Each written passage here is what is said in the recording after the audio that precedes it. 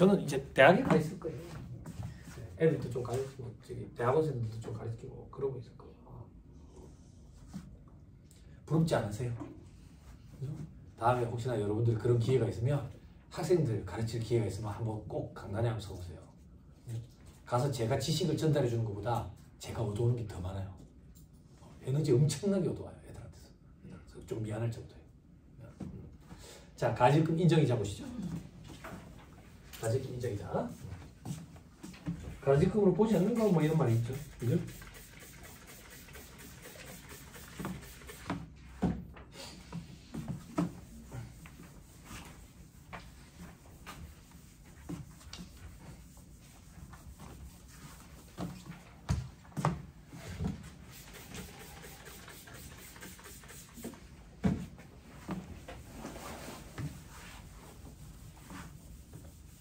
자, 여기 보세요.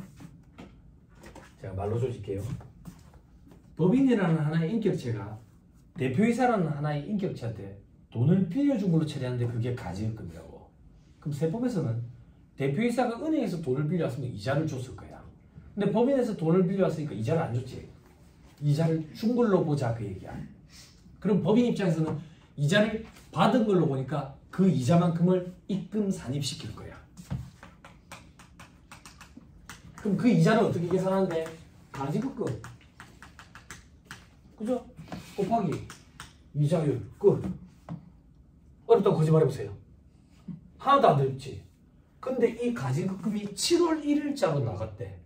그럼 반년만 계산해야 되니까 이자율이 연이자율이 그죠? 12분의 6. 안 어렵죠?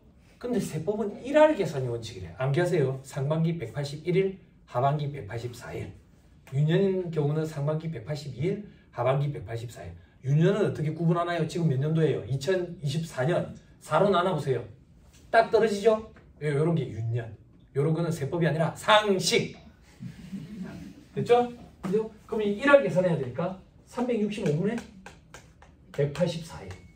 잘 보세요. 학교 졸업한 지 오래되신 분들 잘한데 이 곱하기 184일 앞으로 땡겨와요. 됐죠? 이걸 우리는 적수. 그럼 이런 거 어떻게 강의해야 될지 모르겠는데 184일이 앞으로 갔잖아. 그럼 여기가 0이 아니고 1이 돼. 이거 어떻게 강의해야 될지 모르겠는데 이 0이 아니야. 1이 나봐. 1이. 그래서 365분의 1 이렇게 되는 거야. 안 어렵죠? 그죠? 다시 쓸게요. 결국 입금사립하는 인정이자 금액은 가지급금 적수에다가 정기예금 이자를 곱고 이거 정기예금 이자율이에요. 정기예금 이자를 곱고 그리고 365로 나눈다.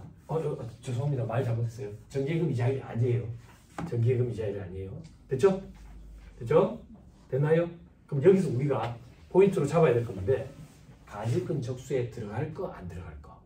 그리고 이자율은요. 원칙이 있고 예외가 있어요. 원칙은 가중평균 차익 이자율이에요.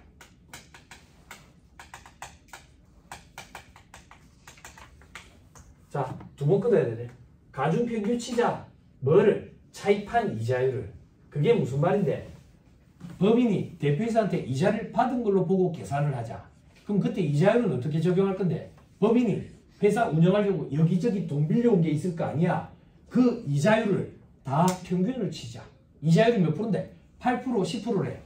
8% 더하기 10% 나누기 2. 산술 평균이라고 표현해. 이렇게 하면 너무 무식하다 그거야. 그래서 가중치를 좀 더 가지고 평균을 치자. 그게 가중평균 차익 이자율이야. 됐나요? 근데 현업에서 여러분들이 볼 일이 잘 없죠. 물론 규모가 좀 큰 업체들은 볼 일이 있죠. 어떻게? 기업체에 저런 대출 이런 거는 금리가 되게 낮아. 요즘에는 어느 정도 선일지 모르겠지만 과거금리 한참 날릴 때는 1% 후반대에서 2% 초반대였다고. 거기다가 소수점이 4채짜리까지 있어.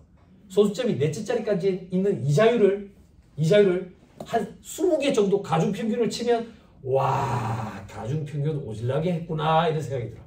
오타가 날까봐 걱정이다. 걱정인데 이렇게 가중평균을 쳐보신 분도 분명히 계실 거고 대부분은 당좌대출 이자율을 선택하지.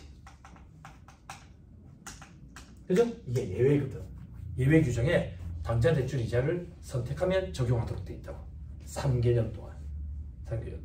됐나요? 이런 계산은 프로그램이 알아서 해줘. 그 우리는 가지급금에 들어가는 거 안 들어가는 거 요거를 구분할 줄 알아야 돼. 됐어요? 됐나요? 자, 책을 봅시다.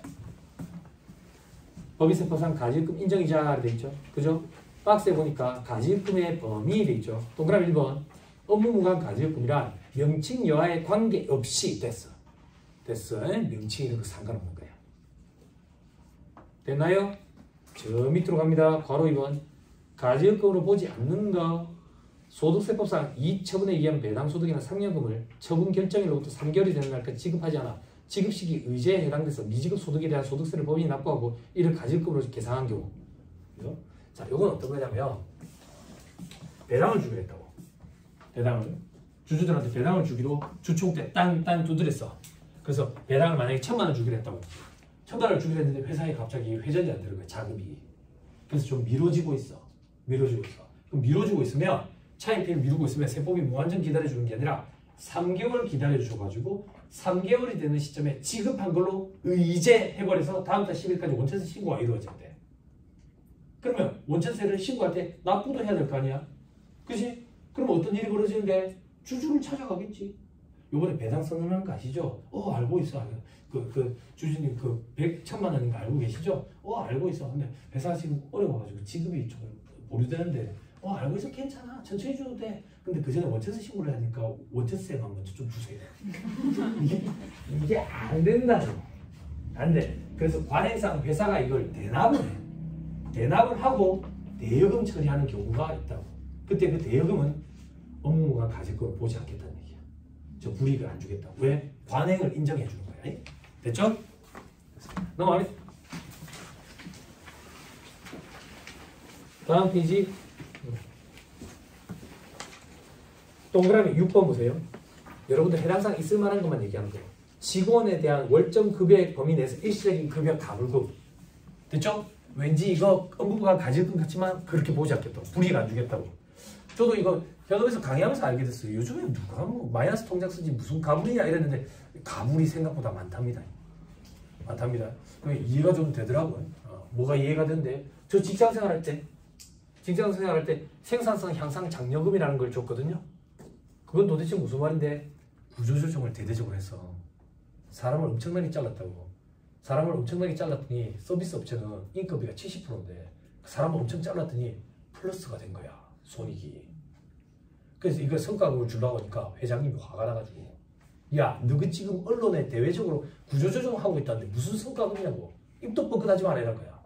근데 지급을 좀 하고 싶은데 생산성 향상 장려금이라 해라. 그래 얘기하는 거야. 그래서 그걸 지급을 한다라고 직원들한테 언급을 했거든. 난리가 난 거야. 뭐가 난리가 났는데 통장 만든다고 난리가 난 거야. 통장을 새로 만들어서 갖고 오는 거지. 통장을. 그래서 며칠까지만 좀 기다려달라고 남직원들이 알고 계세요? 저는 왜 그런지 모르겠어. 왜 그런지 모르겠는데 그랬는데 나는 그래 왜 그래 기다려달라고 하는데 그래가지고 그러면 직원들이 해달라는 대로 하자 이래가지고 의견을 수렴했거든. 의견을 수렴했는데 20만 원씩 주는 걸로 했거든. 1인당. 의견이 어떻게 결정이 났는 줄 알아? 현금으로 주는 걸로. 그래서 은행에서 2억을 뽑아다가 기획팀이랑 회계팀 직원 11명이 회의실에 모여서 20만 원씩 담고 있었어. 그걸 봉투에다가 2억을 야근할 때 이렇게 담고 있는데 저 뒤에서 회계팀 대리가 어머 어떡해 이러는 거야. 잘못 넣었다고. 그때 상가 찢어 죽이고 싶더라고. 잘못 넣었다고. 근데 그때 회계팀 대리가 그러는 거야. 걱정하지 말라고. 1년 번호 내가 기억한다고. 1년 번호대로 찾으면 된다고. 무슨 말을지도 않은 소리야. 그때 저희 팀에 이제 그 과장이랑 과장이 저한테 병실 우리가 열어봅시다. 그래서 그 회계팀 대리 있는데 근처에 봉투만 갖고 와가지고 우리가 열어봤어. 20만 원씩 들었는지 이랬는데 갑자기 뒤에서 뭐라 하잖아. 어머 어떡해 미안해요. 제대로 넣었어. 그러는 거야. 장난하고 새벽 2시 3시 그랬던 기억이 나. 그래서 왜 그런지 잘 모르겠는데 자꾸 직원들은 현금으로 달래. 아니면 통장 만들 시간을 좀 달래. 왜 그런지 잘 모르겠어. 왜 그런지. 자, 월정 급여의 범위 내에서 급여 가불금은 업무관 가질권 보지 않으니까 불이익 없다. 동그라미 7번도 보세요. 직원에 대한 경조사비, 학자금, 대여액 왠지 느낌상, 어감상 업무 무관이고 가질금일 것 같지만 그렇게 불이익 안 주겠다. 안 주겠다. 됐죠? 여러분 경조사비 대여액이야. 경조사비를 줬으면 복리후생비지. 어떻게 복리후생비입니까? 거래처에 주는 건 적대비, 우리 회사 직원한테 주는 건 복리후생비. 그걸 빌려줬다. 그러면 불이익은 안 주겠다. 됐죠? 자, 그러면 동그라미 8번. 중소기업 직원에 대한 주택구입 전세자금 대여액 돼 있지. 그지? 요거는 업무관 가질금이 아니라고. 그럼 요거에서 배제되는 거는 요렇게 기억하면 돼. 주택구입자금, 주택임차자금, 전세금, 대여액은 특수관계인에 대한 업무관 가질금이 맞기 때문에 불이익이 있는데 중소기업 직원에 대한 것만 불이익이 없다. 이렇게 기억해야 돼. 됐죠? 그럼 그 불이익이 어떻게 되는데 인정이자 계산, 지급이자 소급물산이 대손축 말고 설정 대상 채권에서 배제되고 혹시 돈을 못 받게 돼서 대손 처리 혹은 평가 소실, 손상차손, 가맹 소실 뭐 다 필요 없다. 송금물산입니다. 경비 처리를 못 한다고요. 자, 그 다음 동그라미 11번에 상법에 따라 한번 자기 취득해가지고 어쩌고저쩌고 돼 있는데 이런 건 읽지 마세요. 읽지 마세요. 넘어가면 283페이지 저 밑에 2번에 괄호를 봐. 업무관 가질금에 대한 지급이자 송금물산이 돼 있죠. 다음 페이지에 산식이네. 적어놨게요. 칠판. 자, 송금물산이. 뭘 송금물산을 할 건데? 지급이자. 동생들 때문에 하는 거예요. 보세요. 지급이자가 뭔데? 이자 비용 나간 거. 그럼 이자 비용은 왜 나갔는데? 차입금이 있으니까. 차입금이 왜 있는데? 기업체 운영하는데 차입금이 없을 수 있어? 차입금이 없는 무차입 경영하면 우량 기업 아닙니까? 나는 그런 회사에 투자할 생각이 없는데 그 회사는 잠재적인 성장 가능성이 떨어지는 거지. 그지? 투자 생각이 없으니까 돈을 어디서 안 빌려오겠지. 그죠? 무차입 경영을 하는 데가 상월 있어요. 그런 데 있어요. 그 대표이사님이 성격이 걸걸하셔가지고 노조위원장이랑 서로 멱살 잡고 막 치고받고 싸우는 게 신문에도 나오고 그러대. 몰라요? LNT 뭐 이런 데 있잖아. LNT 뭐 이렇게. 싸움 잘하시던데. 영상도 막 나오고. 그죠? 연세도 많으신 분이. 회사를 운영하는데 차입금이 없다는 건 말이 안 돼. 그럼 즉 이자 비용이 없다는 건 말이 안 돼. 즉 지급이자는 당연히 송금으로 인정을 해줘야 돼. 그런데 지금 하는 건 뭔데? 지급이자가 왜 있는데? 돈을 빌려온 차입금이 있으니까. 돈을 빌려와가지고 이자가 발생하고 있는데 빌려온 돈으로 업무와 무관한 부동산 혹은 특수관계인에 대한 가지급금으로 이 차입금을 쓴 거야. 그럼 이 비율에 해당하는 이자만큼은 송금으로 인정하지 않겠다. 이게 업무 무관 자산 등 지급이자 송금물산입인데 여러분들이 현업에서 일을 하실 때 업무와 관련 없는 부동산은 이게 가치 판단 개입 여지가 있고 어려우니까 의사결정자한테 판단을 해달라고 요청을 하시고 근데 볼 일이 거의 없을 거야. 여러분들 항상 업무무관 가지급, 대표이사 가지급. 그죠? 마무리. 송금물산입하고 얘는 조세정책적인 차원에서 사후관리를 안 해. 무조건 기타 사회유출. 됐지요?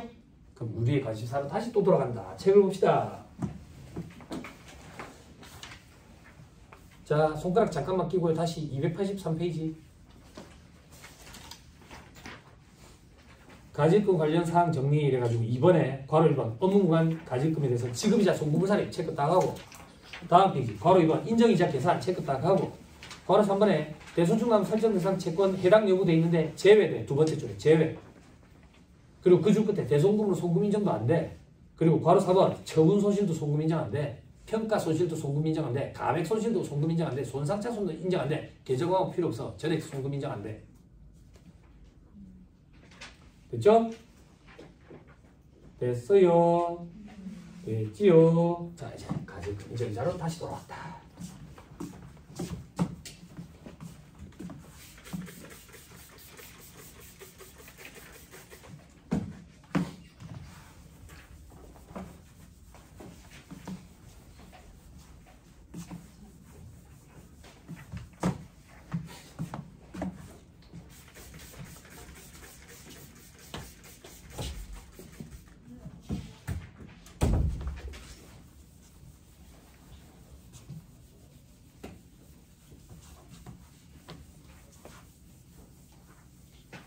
보세요. 좀 잘게요. 좀 보세요. 대표이사 가지금이 얼마 있었다고 가정하자. 우리에게 일어난 일, 대표이사 가지금. 그래서 우리는 당좌대출 이자율을 적용하기로 했어. 그래서 적수 계산을 해서 360으로 나눴더니 계산 딱 떨어지게 하자. 그냥 편하게. 100만 원이 나오더라. 그럼 인정이자 100만 원 이걸 입금사님 상위적으로 하느냐? 안 그렇지. 세무조정은 회사가 계산한 수익과 세법상 입금을 비교해야 되잖아. 그지? 회사가 계산한 수익과 비교하는 거지. 수익과. 그 수익이 뭔데? 이자 수익이죠.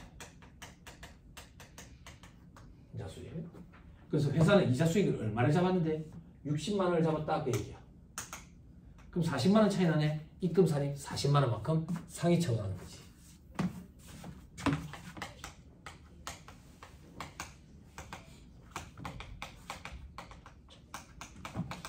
여기까지 됐나요? 그럼 봐봐. 세법상 입금 산입 대상 금액인 가지입금 인정이자 금액과 회사가 계산한 이자 수익과의 차이를 입금 산입하는 거네. 그죠? 근데 가정을 할게. 극단적으로. 어떤 가정? 회사가 이자 수익을 분기를 끊어서 창구에 계산을 했는데 99만 9,999원을 계산했다고 보죠. 이런 차이가 나. 요거까지 세무 조정을 할 거냐 이거야. 안 한다 그 얘기야. 그럼 얼마나 차이가 나야 되는데? 상당히 중요하게 많이 차이가 나야 돼. 그게 중요하게 차이가 나는지 여부 검토하는 걸 중요성 요건을 검토한다 이렇게 표현해. 그러면 중요성 요건을 지금부터 검토해보자고. 어떻게 검토하는데? 회사가 계산한 금액 얼마? 얼마? 60만 원. 세법상 금액 얼마? 100만 원. 둘의 차이 얼마? 40만 원. 얘가 3억 원가? 시가의 5%. 둘 중에 작은 거, 이렇게 하면 작은 거야. 이상이어야 돼. 그러면 중요한 걸로 봐가지고 차이 금액을 세무조정을 해. 됐어요? 됐나요? 칠판. 3억 원은 알겠고 시가의 5%. 이 시가는 뭔데요? 시가는 세법상 가지금 인정이자 계산 금액에 따른 이 금액. 얘가 시가야. 여기까지 됐어요? 그런데 조금만 더 가지금 인정이자를 계산하게 되는 근거는 부당행위 계산 부인 파트에 있어. 부당행위 계산 부인 파트. 부당행위 계산 부인이 뭔데? 너그 둘 사이에 짜고 치는 고스톱에 의한, 즉 부당한 행위로 인한 계산 금액을 부인하겠다 그 얘기야. 부인하겠다. 그게 도대체 무슨 말인데? 예를 들어서 고가 매입, 저가 양도. 비싸게 사왔다. 비싸게 샀다. 바보냐 이거야. 그게 무슨 말이야. 장사하는 놈이 고가 양도 비싸게 팔았대. 저가 매입, 싸게 사왔대. 장사하는 놈은 이윤을 추구하기 때문에 그러면 잘했지. 반대로 고가 매입, 비싸게 사왔대. 저가 양도 싸게 팔았대. 바보냐 이거야. 아니 도둑놈이더라 이거야. 왜 도둑놈인데? 둘이 특수관계가 있더라. 그럼 왜 그렇게 조작을 했는데? 이게 시가가 얼마인데? 토지 10억짜리를 넘기는데 3억에 판 거야. 저가에. 바보냐고? 도둑놈이더라. 왜? 둘이 형제인 거야. 형제. 또 왜 그런 짓을 했는데? 세부담을 감추기 위해서. 다시. 너그 둘 사이에 짜고 치는 고수도 부당한 행위로 인한 계산 금액 3억을 부인하겠다. 그러면 사법상 법률효과, 거래에 대한 법률효과는 부인되는 게 아니야. 그냥 그 금액 3억을 부인하는 거야. 그러면 세법에 나와 있는 금액 혹은 계산상식에 따른 금액으로 너그 둘 사이에 일어나는 세부담 문제를, 소득금액 분배 문제를 재계산해 보겠다. 얼마 금액으로? 10억. 즉 15로 거래했다면 너그 둘 사이의 세부담이 어떻게 달라졌을 건데? 라고 재계산해 보겠다. 그래서 별도의 부제는 소득금액의 재계산 이렇게 표현한다고. 그때 10억이 의미하는 게 뭔데? 시가야. 시가. 됐어요? 이게 부당행위 계산의 부인이야. 됐나요? 그때 부당행위 계산의 부인에 금전을 무상 또는 낮은 요율로 내부한 경우라고 있다고. 법인이라는 하나의 인격체가 금전을 대표이사한테 무상으로 대여한 경우에 해당한다고. 그래서 부당행위 계산 부인 규정을 적용받고 인정이자를 계산하게 되는 거야. 됐어요? 됐나요? 그럼 부당행위 계산 부인을 적용하면 시가평가가 원칙이야. 시가평가. 근데 뭘 주의해야 되냐? 우리 아까 이 이자율이 있겠지. 원칙이 뭐였어? 가중평균 차익 이자율. 그런데 예외로 당좌대출 이자를 쓸 수 있지. 그지?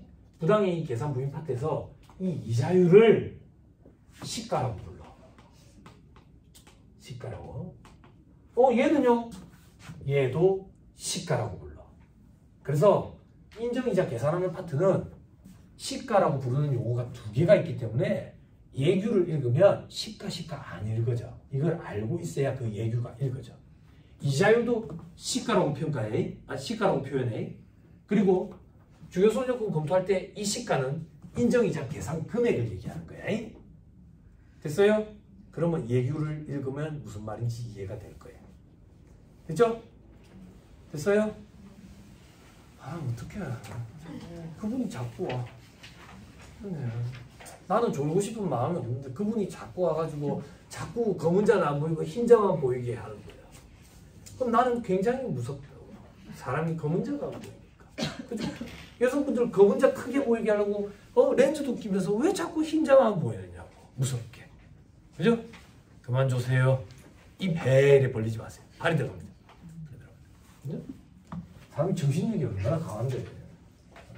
제가 고시생들한테 정신력이 얼마나 강한지 여담삼아 그 말씀 드렸는데, 남성분들 다 군대 갔다 오셨잖아요. 저보다 군생활 더 오래 하신 분들도 계실 건데, 저는 이제 26개월 할 때 그때 군생활 하고 왔는데, 군대에 갔는데 2월 5일에 입대했어요. 논산훈련소에 입대를 했는데 이제 코너를 탁 돌면 이제 두드려 패기 시작하죠.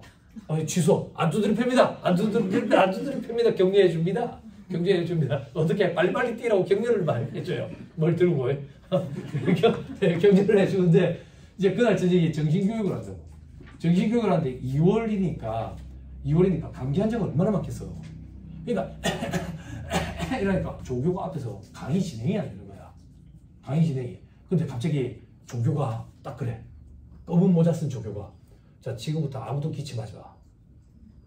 아무도 기침 안 해. 아무도 기침 안 해. 정말이야. 기침하면 끌려나 두들기 맞아. 그때 느꼈다고. 와, 사람이 정신력이 엄청나구나. 기침하지 말라니까 아무도 안 해. 정말이야. 정말. 이 생리적인 현상 같잖아. 참더라니까. 참나. 맞을까? 요즘 안 때립니다. 과거에도 안 때렸습니다. 군생활 4대악, 가혹, 집합, 얼차려, 구타, 신종 가혹행위 그런 거 없습니다. 입에다가 개구리 상글을 집어넣었다가 뱉어냈다가 옆 사람 입에 넣으라 했다가 뱉어냈다가 옆 사람 입에 넣으라 했다가 뱉어냈다가 그런 일은 절대 존재하지 않습니다. 그죠? 마치 해본 것처럼 얘기하죠. 그죠? 개구리가 막 살았어. 입에 넣었다가 뺐다가 더럽잖아. 이 사람 입에도 넣었다가 뺐다가 이 사람 입에도 넣었다가 뺐다가. 그런 일은 없습니다. 네, 없어요. 칠판 보세요. 자, 이제 여러분들 관심사예요. 여러분 관심사는 뭔데? 여러분들 하는 그대로 할게요. 여러분들은 이게 딱 100만 원이에요. 만약에 이게 99만 9,999원이다. 여기도 99만 9,999원이에요. 그죠? 됐어요? 그럼 요만큼 약정이 있어서 돈을 받으면 보통 예금으로 통장에 들어갔겠죠. 근데 그럴 일이 없죠. 그죠? 그럼 여러분들은 이 규정이 있다는 걸 아니까 미수이자 처리하는 거죠.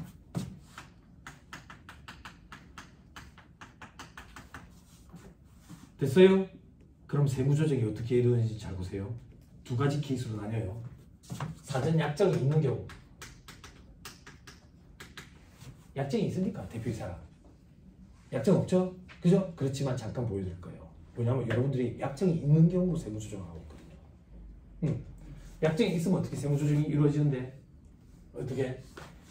회사가 계산한 이자 수익과 법인세법상 인정이자 금액이 차이가 없으니까 입금사실 상해 처분할 금액은 없어요. 다만 이 미수이자는 귀속 시기가 아직 도래 안 했어요. 귀속 시기가 도래하지 않았기 때문에 입금 부산이 마이너스 6호 세무조정을 해요.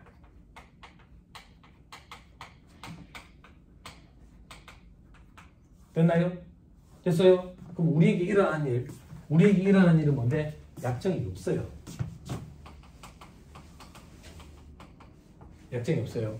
약정이 없으면 세무조정을 어떻게 해야 되는데? 미수이자? 약정이 없는데 무슨 받을 생각을 해? 가공자산으로 봐요. 가공자산으로 봐서 요걸 없애는 세무조정을 해요. 자산을 늘리는 세무조정 입금사례, 자산을 줄이는 세무조정 송금살인 혹은 입금부살인. 세무조정이 같아 보이지만 의미는 완전 달라요. 이걸 분리하는 거예요. 이런 건 없다고. 그러면 회사가 계산한 이자 수익도 인정이 되는 게 없어요. 없기 때문에 100만 원만큼을 입금살인 상해 처분해요. 인정이자 상해. 됐어요? 됐나요? 그러니까 여러분들은 약정이 없는데 약정이 있는 것처럼 지금 하고 있다. 이게 문제다 그 얘기예요. 그러면 그런 거 질문하시더라고. 야 그럼 니는 어떻게 한대? 니는 어떻게 한대? 네가 관리하는 업체는 가지금 없나? 다이쪽 가지금 없는데 어디 있어요? 그럼 니는 어떻게 한대? 니는 뭐 깔끔하게 하나? 깔끔하게 하나가 아니라 저는 머리 안 써요. 머리 안 쓰는 게 뭔데? 제 외부 조정 업체에 이렇게 해요. 저 이런 무게 안 끊어요. 지금 12월이잖아요. 12월 벌써 연락 왔을 거예요. 외부 조정 업체. 외부 조정 업체 회계 담당자가 메일을 보냈다고 전화가 와요. 그럼 제가 그래요. 메일을 왜 보냈어요? 아 대표님 그 가지급금이요. 그걸 왜 보냈어요? 아, 인정이자 계산해 주셔야 제가 달지요. 사전 약정도 없는데 받을 생각 있어요. 그냥 냅두세요. 아 세무사님 어떻게 하시길래요? 냅두세요 그냥. 이걸 달면 내가 이렇게 부의시켜 버릴 거거든. 귀찮잖아요. 냅두면 나는 입금살인 상해 처분만 하면 돼. 그냥 이렇게 하면 두 다리 뻗고 잘 수 있어요. 그죠? 법에 저촉되는 것도 아무것도 없고요. 그죠? 근데 여러분들 입장에서는 그렇게 하기 힘드니까 막 이런 식으로 하죠. 그죠? 그럼 어떻게 해야 되나요? 자꾸 질문하시는데 어떻게 해야 되나요? 저는 이미 다 말씀드렸어요. 이렇게 하는 게 맞다고. 그죠? 그래서 제가 그래서요. 삐끼지 마시고 혹시나 획기적인 방법 같은 게 있으면 말씀해 주시면 제가 강의할 때 다닐 때마다 서로 같이 좀 공유를 할게요. 그랬더니 부산에서 제 강의 꾸준히 들으시던 분 한 분이 세무사님 저희 사무실은 방법 하나 고안해가지고 귀찮지만 이렇게 합니다 이러더라고. 어떻게 하는데요? 괜찮은 방법이에요? 그러니까 올해부터 하기로 세무사님이랑 다 얘기가 됐어요. 어떻게 하기로 하셨어요? 번거롭지만 세무조정할 때 1년치 대표이사 가입금 들어오고 나간 거 가지고 뒤늦게 가도 약정을 하나 만든 거예요. 약정을. 그런 부지런도 괜찮다라고 보여요. 근데 이제 가입금이 가수반제랑 막 너무 자주 있으면 그것도 솔직히 쉽지 않겠지만 뒤늦게라도 그렇게 하는 데가 있더라고요. 그래서 다른 데 좀 알려줘도 될까요? 그러니까 좋다고. 자기들은 그렇게 하기로 했다고 그러더라고. 그것도 방법이 될 수 있겠네요. 제일 깔끔한 거는 뭐 한다고 미수자를 따라. 가공자산. 그죠? 조세심판례가 있다 했죠. 그죠? 여러분들은 어떻게 하는데 강의를 들었어. 이제 실무 강의를 들어가지고 이 미수자 이렇게 하면 안 된다는 거 들었어. 그렇지만 달아놨어. 약정이 있는 것처럼. 그런데 예규에 뭐라고 나왔는데 저 미수이자를 1년 내에 회수를 안 하면 입금살인 상해 처분해버린다고. 입금살인. 그러면 1년 내에 회수 안 하면 안 되니까 회수한 걸로 회계처리를 하지. 미수이자를 없애려고. 근데 돈이 들어온 적은 없거든. 그지? 그러니까 현금 회수 처리하는 거지. 그러고 현금을 다시 내보내면서 가지급금이라가 없지. 아니 진짜 이게 뭐하는 짓거리야. 어차피 거짓말인데 한 큐에 하자. 가지급에 바로 엎어버리지. 그죠? 그죠? 안 돼요. 실질적으로 회수됐다라고 인정되지 않는 경우에는 입금산입 상해 처분한다라고 2019년에 조사심판례가 있다고. 그런데 그걸 질문하시더라고. 통장에 들어오면요. 그거 괜찮지. 분명히. 나가면 또 가지급금이죠. 어쩌겠어. 그러니까 가지급금 정리 때문에 스트레스 받지 마. 가지급금은 우리가 죽을 때까지 있을 거야. 그 업체. 대신에 우리가 관리해주는 동안에 좀 줄일 수 있는 방향으로 관리를 해준다. 이렇게 생각해야지. 그죠? 수년간 낮춰놨는데 당장 내일 모레 또 확 내다 터뜨린다니까 또 봐봐. 응? 현금이 필요해가지고. 그래도 우리가 이제 연초됐잖아요. 설득을 잘 해보세요. 급여를 좀 올립시다. 실질적으로 받아가는 건 얼마 안 되더라도 급여 가지고 가지급금을 좀 정리해 갑시다. 이런 식으로. 됐죠? 됐어요? 한숨 금지. 괜찮아. 이런 얘기를 세무 공무원분들이 앉아 계실 때도 많이 했어. 그래서 세무 공무원분들한테 이 업체에서 저렇게 하고 있는 거 몰라요. 반장이나 하신 얘기가 다 알고 있는데 제가 인정이자만큼 입금 산입시키고 있으면 그만 그렇게 답변을 하시더라고요. 자, 됐습니다. 그 정도 보시면 됩니다. 넘어갑니다.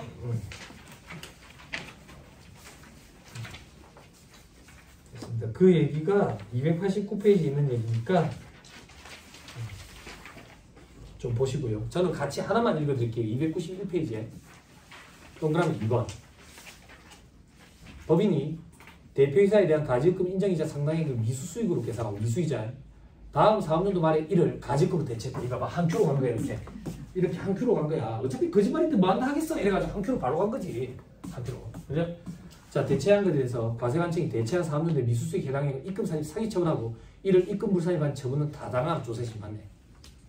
동생들이 이런 거 질문하대. 입금사실 상위 처분은 이해하겠습니다. 입금불산이면 무슨 말인가요? 요거 가공자산이라고. 입금불산이 마이너스 6으로 소멸시키는 거지. 그렇게 세무조정이 일어난다 그 얘기라고. 됐죠? 네, 근로소득세로 과세하는 거예요. 됐습니다. 넘어갑니다. 293페이지. 293페이지 가지금 인정이자 조정 매수서 가표에 돼 있죠? 그죠? 이 페이지에 있는 을표부터 먼저 작성하거든. 을표 한번 봐. 을표에 보니까 2번에 있네. 이 회사는 강자대출 이자를 선택했나봐. 을표에 보니까 정기월이 있고 돈 나간 게 있고 가수 반제해가지고 회수한 게 있고 어쩌고 저쩌고 들어오고 나가고 하다 보니까 344억 2천 확인했어요. 34420 그죠? 이 머릿속에 숫자 잠깐만 담아두고 앞에 가지금 등 인정이자 조정에서 가표로 돼 있죠? 그죠? 잘 따라오세요. 서식의 왼쪽 제일 위에서부터 내려오다 보면 대갈로 있죠. 대갈로 큰 거. 소괄호, 중괄호, 대괄호 어디에 체크되어 있어요? 여러분 항상 여기 체크가 되어 있죠. 그죠? 당대대출이자요. 오른쪽에 괄호에 가면 뭐라고 되어 있어요? 선택사업년도. 이 회사는 2022년부터 시작해서 봐. 세계 3년도 동안 적용해야 되잖아. 그죠? 그래서 그거 알라고 여기 있는 거야. 그리고 밑에 3번에 당대대출 이자율에 따른 가지금 등 인정이자 조정돼 있죠? 그죠? 숫자 들어가 있는 거 봐봐. 여러분들이랑 좀 다르지? 그지? 근데 저는 이렇게 하고 있다고. 그죠? 어떤 차이가 있는데 동그라미 17번에 여러분들은 동그라미 17번에 4337863이 있을 거야. 근데 저는 여기에 아무 숫자가 없어. 그죠? 자랑하는 거예요. 저처럼 하면 밤에 잠이 잘 와요. 응? 밤에 잠이 잘 와요. 그죠? 대신에 이제 사업주를 설득하기가 좀 쉽지는 않겠지만. 맨 오른쪽에 동그라미 20번에 조정액 돼 있죠? 그죠? 3억 원 이상이거나 5% 이상인 경우 요게 요 중요성 요건이에요. 요거를 3억 원 이상이거나 5% 이상인 경우 이렇게 표현해요. 요거를 F시카 시키면 이렇게 둘 중에 작은 거 이상. 그죠? 됐습니다. 넘어갑니다.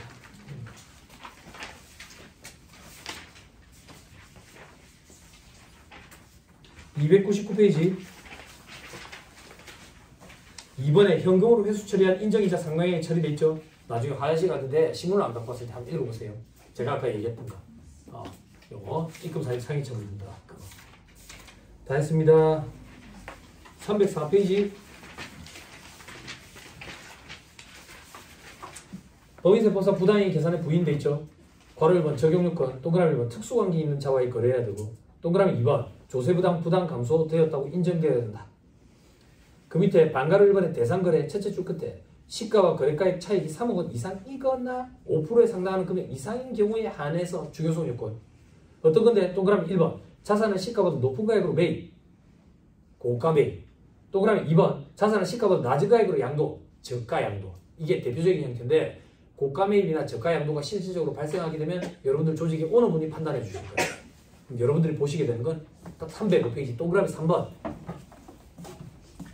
동그라미 3번 제가 읽어드릴게요. 동그라미 3번 어떻게 읽을 건데 금전 을 무상 또는 낮은 이율료율로 대부 제공한 경우 법인이라는 하나의 인격체가 대표이사라는 인격체한테 금전 을 무상으로 대부 제공했다고. 요 규정에 근거해서 인정이자를 우리가 계산한다. 됐습니까? 저 밑에 참고사항 괄호 3번 특수관계인의 범위 동그라미 1번 실질적 지배자와 그 친족돼 있죠? 이렇게 생각하면 돼. 우리 회사 임직원들 우리 다 같이 먹고 살지? 특수관계가 다 있어. 다 있어. 그럼 가족은 어떻게 되는데? 동그라미 1번 친족관계. 사촌 이내의 혈족, 삼촌 이내의 인척. 이게 과거에는 6촌 이내의 혈족, 4촌 이내의 인척 이랬거든. 제가 강의할 때 이거 욕했던 거 기억나세요? 디스했던 거? 6촌이란 말이야. 길 가다가 5촌까지 마주치면 처음 뵙겠습니다. 야. 안 그래? 안 그래? 그랬더니 이 범위를 좁혔어요. 들었나? 그래서 4촌 이내 혈족, 3촌 이내 인척. 근데 제 생각할 때는 이거 더 줄여야 돼요. 더 줄여야 돼요. 여러분 삼촌 조카 사이에 인감 안 줘요. 안 그래요? 안 그래요? 그래서 제가 그 뭐 할 때 이런 얘기해요. 자가원전 보조금. 자가원전 보조금. 말 나온 김에 또 합시다. 이 얘기 제 얘기 다 합시다. 그죠? 연말제사 강의 안 들었잖아요. 그죠? 자가운전 보조금이 뭐예요? 차량 유지비. 자가운전 보조금, 지금은 자기 차량 운전 보조금. 같은 걸 얘기하는 거다. 어떻게 비과세 적용해요? 금액 완벽하게 하셨죠. 월 20만 원. 그럼 이 비과세 규정을 적용받으려면 요건을 갖춰야 되죠. 요건이 어떻게 돼요? 종업원 본인 소유의 차량을 업무 수행에 이용을 하고 실외정산을 받는 대신에 회사의 지급 기준에 따라서 받는 금액 중 월 20만 원 이내의 금액. 됐죠? 됐죠? 그때 업무 수행에 이용을 하고 의 범위에 그 회사 영업팀이 있을 거 아니에요. 영업팀 직원들. 업무 수행 범위에 출퇴근이 들어가요? 안 들어가요? 안 들어가요? 들어가요? 안 들어가요? 언니 들어가요? 안 들어가요? 들어가요? 한 번만 생각할 기회를 줄게. 한 번만. 안 들어가죠? 그죠? 안 들어가요. 안 들어가요. 자, 여러분 들어보세요. 이 언니 왜 지금 헷갈렸어요? 왜 헷갈렸을까? 뭐 때문에 헷갈렸을까? 언니 해주세요. 업무용수이자 규정 때문에. 업무용수이자 규정에 주행거리 파악하잖아. 업무 사용 주행거리에 출퇴근이 들어가요? 안 들어가요? 들어가지. 그거랑 헷갈린 거지. 그지? 그죠? 뭐가 헷갈렸는지도 알지. 그지? 그지? 범위세법이랑 소수세법이랑 왔다 갔다 이게 안 되는 거예요. 정리가 안 돼 있어서 그런 거예요. 그죠? 그럼 자가운전 보조금 경우에 종업원 본인 소유의 차량. 근데 요즘에 시대 상황이 달라져가지고 개인 사업자 전유물이 아니더라. 리스나 렌트가. 회사 직장인들도 리스나 렌트를 하지. 그래서 법이 정비를 일으켜서 종업원 본인 명의로 임차한 차량도 이제 들어가. 근데 이게 공동명의가 되냐 이거야. 공동명의. 공동명의 차량은 자가운전 보조금 비과세 혜택을 받을 수 있어요? 없어요? 있어요? 없어요? 있어요? 없어요? 해주세요. 언니 해주세요. 언니가 해주셔야 다른 분들이 화장실을 갈 수 있어요. 있어요? 없어요? 배우자랑 공동명의는 되지. 배우자 외에 공동명의는 절대 안 되지. 근데 문제가 뭐야? 배우자랑 차를 공동명의 안 한댔지. 기억나세요? 제가 와이프한테 전화해가지고 여기로 와. 오빠 어딘데? 해운대 벤츠 매장이야. 일로 와. 오빠 나 왜 불렀는데? 벤츠 S클래스 할 건데 너랑 공동명의를 할 거야. 이 병 안 좋아한다고. 집을 공동명의를 해줘야 좋아하지. 그죠? 그럼 어떤 경우에 공동명의가 있댔지? 젊은 사람들 차 유지비가 무서워서 큰 차 타고 싶은데 가스차 타려고 할아버지 할머니랑 공동명의 한댔지. 할아버지 할머니가 질병이 있어가지고 장애인 등급이 됐잖아. 그래서 할아버지가 1%, 내가 99% 이렇게 타고 다니다가 나중에 할아버지가 돌아가시게 되면 요즘 같은 날씨에는 하루하루 다르지 건강이 팔지를 못한댔지. 할아버지 지분 1%가 상속이 이루어진다고. 상속이. 그럼 내 윗대에서 포기를 해줘야 된다고. 내 윗대 삼촌 전화해가지고 그 상속 포기 그거 할 때 인감 필요하다고 도장. 삼촌아 나 인감 도장이 필요한데 어딘데? 로스앤젤레스. 인감 도장 좀 보내줘라. 절대 안 보내주지. 응? 그런 문제가 생깁니다. 그런 문제. 어쩌겠어요. 우리나라가 중국 다음으로 대형 세단을 좋아하는데 우리나라 사람들이 큰 차를 좋아하는데. 근데 이제 유지비가 무서우니까 큰 차 못 삽니까? 벤츠 S클래스 못 삽니까? 살 수 있지. 은행이랑 같이 사는 건데. 안 그래요? 제가 그 말씀 드렸잖아. 예전에 차 끌고 제가 학원에 강의하고 오면 저 시청 주차장에 데려오는데 시청 주차장에 가보면 차가 없다니까. 은행 직원이 끌고 다니고 있다니까. 은행 직원이 지분 비율이 더 높아. 유지가 힘들지. 유지가. 포르쉐 봐봐. 포르쉐부터 요즘 사람들이 부자라 하잖아. 부자. 네? 뭐 저도 왜 거기서부터 부자라지 이런 생각했는데 보험료가 400이 넘더만. 그러니까 유지하기가 힘든 거지. 유지하기. 벤틀리도 너무 장난 아니잖아. 아, 벤틀리는 차 좋아요. 아, 서울 강야로 의전으로 이제 색깔이 로즈 골드 색깔. 가까이서 보면 에스프레소보다 더 커요. 진짜 커요. 그냥 만져보는 거예요.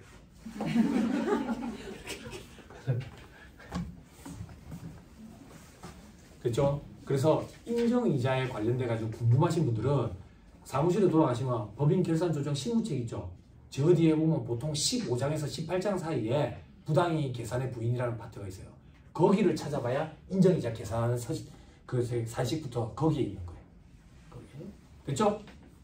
다 해드리지 못해도 어디를 찾아볼 수 있게는 좀 해드려야 찾아볼 거 아니에요. 그죠?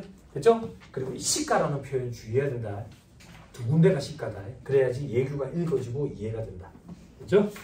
그리고 여러분 이거 특수한 게임 본 김에 하나만 더 봅시다. 이거 의미 있는 거 있거든. 동그라미 5번 뭐라고 돼 있어? 원의 출생자. 특수한 게임. 이거 엄청나게 큰 변화거든. 이게 왜 엄청나게 큰 변화냐면 세법은 무조건 법률혼 관계가 인정돼. 사실혼 관계 아예 인정이 안 되는데 상수쌤이 증여세법에 이제 사실혼 관계를 조금씩 인정하려고 하는 움직임이 보이긴 해. 즉 우리가 기본공제 대상자 1인당 150만 원을 소득공제를 하잖아. 소득공제. 봐봐. 내가 재혼이야. 이것도 재혼이야. 근데 내가 이혼할 때 양육권을 갖고 있어가지고 둘을 데리고 왔어. 이것도 양육권을 갖고 있어 둘을 데리고 왔다고요. 근데 우리가 같이 살아. 같이 사는데 애들 앞으로 걱정이 돼가지고 우리가 혼인신고를 안 하는 거야. 많아. 이게 사실혼 관계잖아. 그러면 내가 이 기본적으로 보다 우리나라는 세법은 철저하게 법률혼 관계가 인정된다고. 그래서 과거에 그런 일이 생겼다고. 부자들은 남자가 돈님한테 첩이 있다고. 여자가 돈님한테 남자친구가 있다고. 다 그렇지 않습니다. 취소할게요. 근데 회계사무실 하다 보면 그런 꼴을 많이 보게 돼요. 그죠? 그래가지고 아버지가 여자가 있는 거야. 여자가 있어. 어머니는 눈 감고 있는 거야. 이혼 도장 안 찍어주려고. 그러니까 아버지가 밖으로 막 댕겨. 갑자기 돌아가시는 거야. 돈은 여자한테 거의 다 줬어. 거의 다 줬다고. 그럼 아버지가 갖고 있는 재산 있잖아요. 혹은 돌아가신 날로부터 역사에서 10년, 과거 10년 팔아치운 재산 있지. 팔아쳤으면 돈이 있었을 거 아니야. 그 돈은 전부 다 자식들한테 갈고리 처리가 돼. 자식들이 상속세를 내야 된다고. 근데 그 돈은 그 여자가 다 갖고 왔어. 그래서 자식들이 신부름센터 직원을 고용을 해서 그 여자를 찾으러 다닌다고. 잡으러 다니기요? 아니, 가서 빌어. 아버지가 준 돈 돌려달라는 소리 안 할 테니까 그거에 대한 세금만이라도 당신이 좀 내달라고. 이게 법률혼 관계 때문에 그래요. 법률혼 관계. 근데 요즘에 사실혼 관계가 조금씩 인정해주는 분위기가 들어오는 것 같아. 세법에도. 저희 대표님이 원의 출생자예요.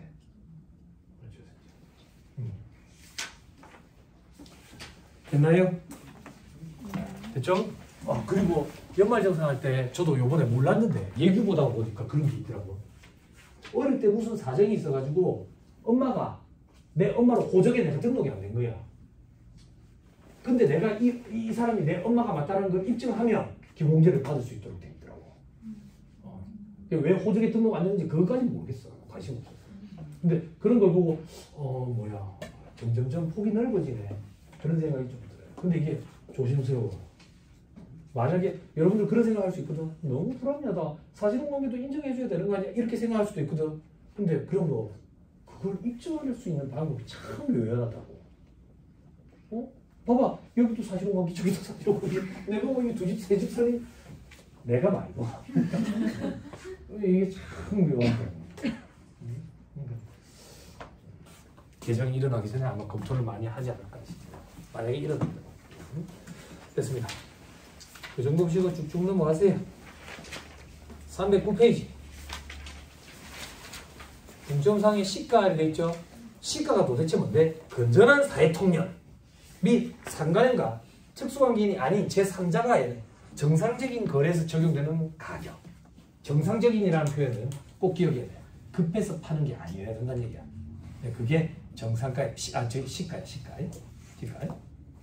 됐나요? 상수쌤이 증여세법으로 들어가면 또 많이 까다로워요. 뭐가 까다롭냐면 우리나라 사람들 보통 안 했잖아. 머리가 하나만 예를 들어드리면 비상장 주식이잖아. 비상장 주식. 비상장 주식 평가를 했더니 평가 가격이 너무 높아진 거야. 왜 높아졌겠어? 회사가 성장하는 거지. 급성장을 해가지고. 그래서 이 비상장 주식을 팔든 자식한테 물려주든 어쨌든 세부담이 너무 걱정되는 거야. 걱정될 거야. 그러면 비상장 주식 평가한 가액보다 싼 금액으로 넘기면 부당이익 계산 부위를 적용받거든. 적용받거든. 그래서 예규가 있어. 실제 사례가 판례가. 이 사람이 머리를 쓴 거야. 어떻게 머리를 쓰냐면 제3자를 하나 매수를 해.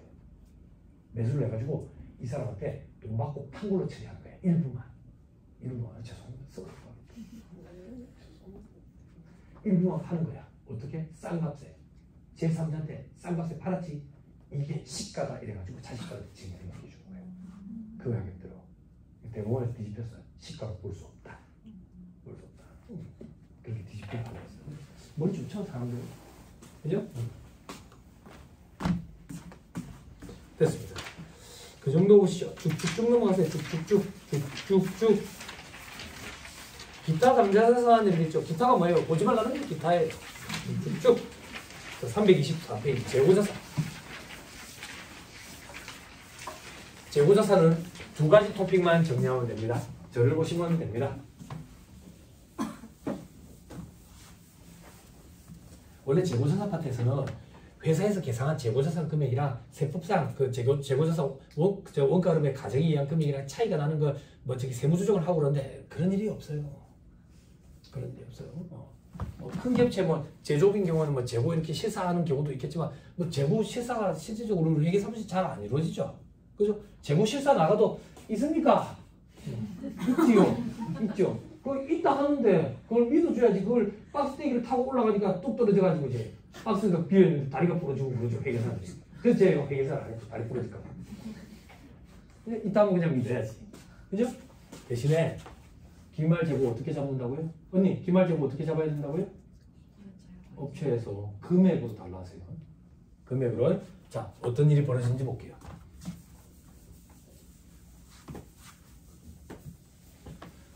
여러분 제가 그런 꼴을 여러 번 당해봤어요. 그래서 높아심에 말씀드립니다. 절대 믿으면 안 돼요. 아시겠죠? 예전에 월급쟁이로 있었을 때 사무실에 3월인데 법인을 수임을 했어요. 느낌이 싸하지 않아? 3월인데? 그지? 신규 업체인가? 아니 기존에 하던 데가 있어. 근데 굳이 왜 우리 사무실로?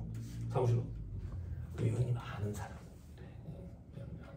사무장님이 걱정 안 하는 거야.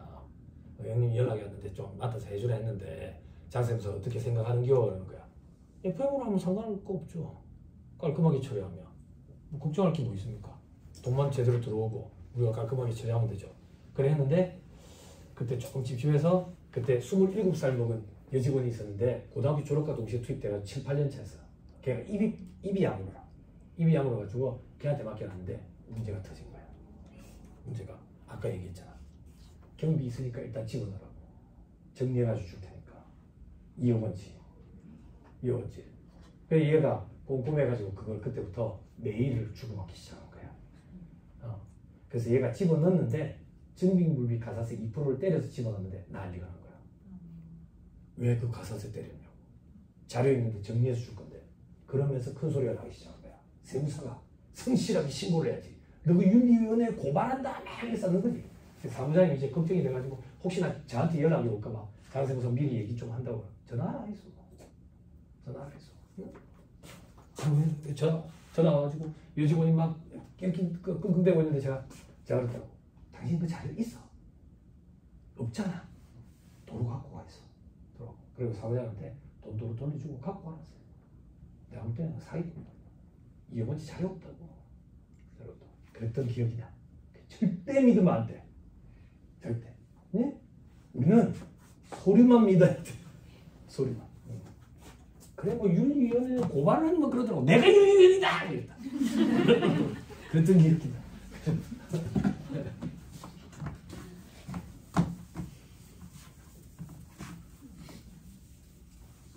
지금 가보세요.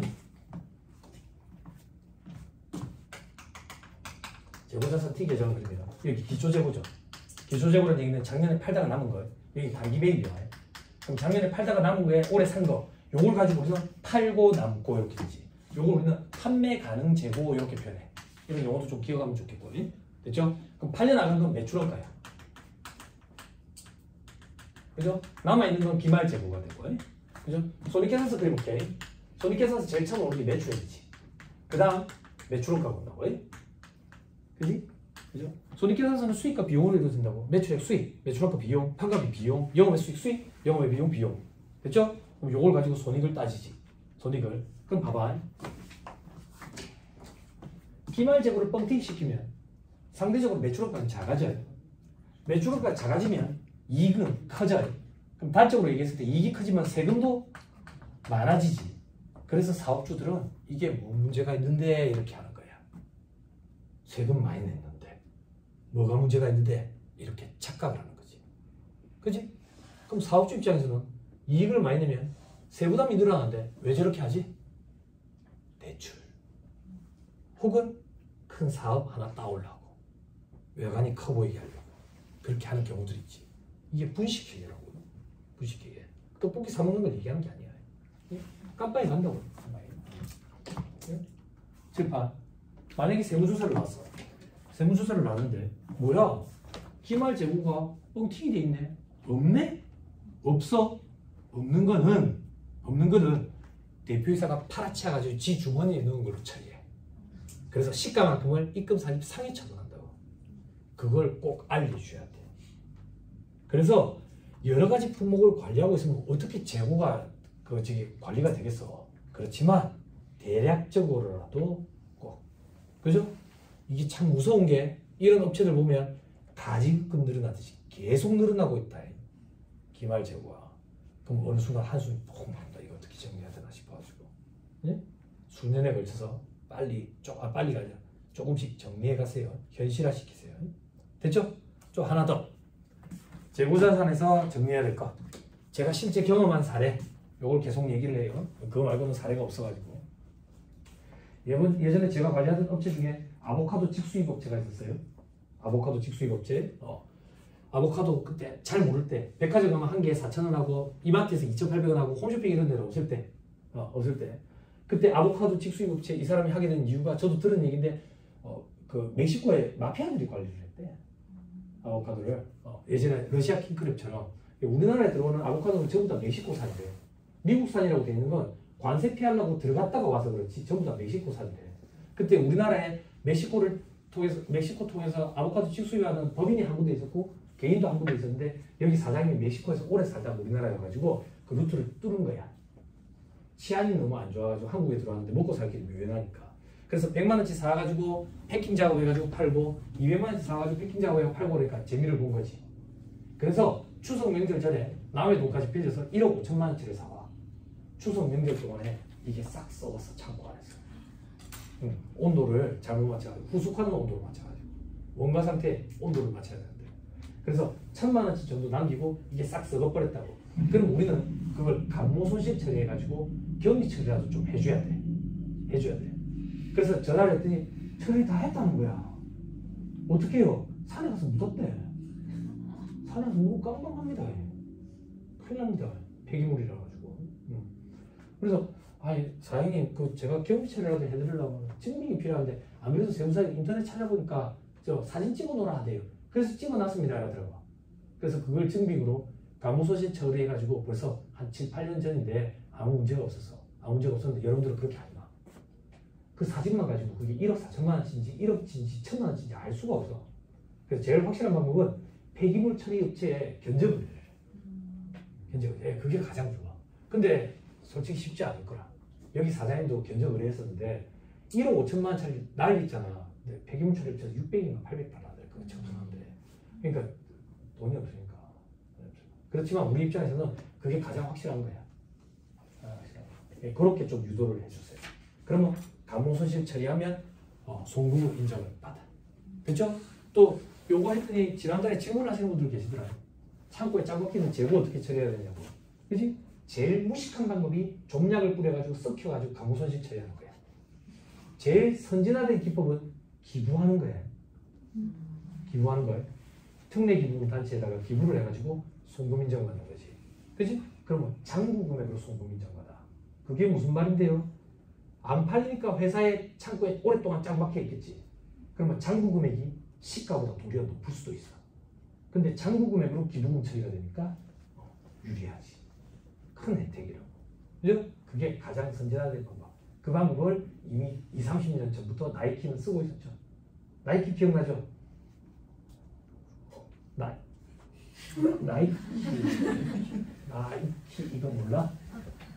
프로스펙스 나이키입니다. 나이키가 옛날에는 노세일 브랜드였어. 브랜드 이미지 떨어진다고.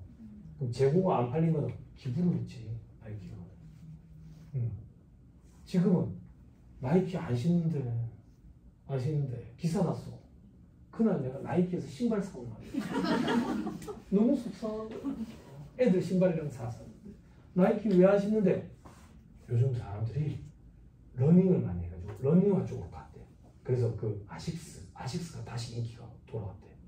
그리고 그 뉴발란스 그 신발이 엄청 편하다는 거예요. 러닝화 위주로 판매가 늘어나면서 아식스의 총괄 사장이 잘렸잖아. 책임지고. 뉴스 안 보세요? 뉴스도 조금 골고루 좀 보시고 너무 저기 피지컬 100 뭐 이런 것만 보지 마시고 피지컬이 좋긴 하더라.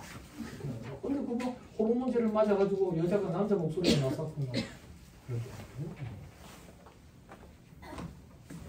자, 재고자산은 그걸 좀 주의하세요. 가계금처럼 자꾸 늘어난다.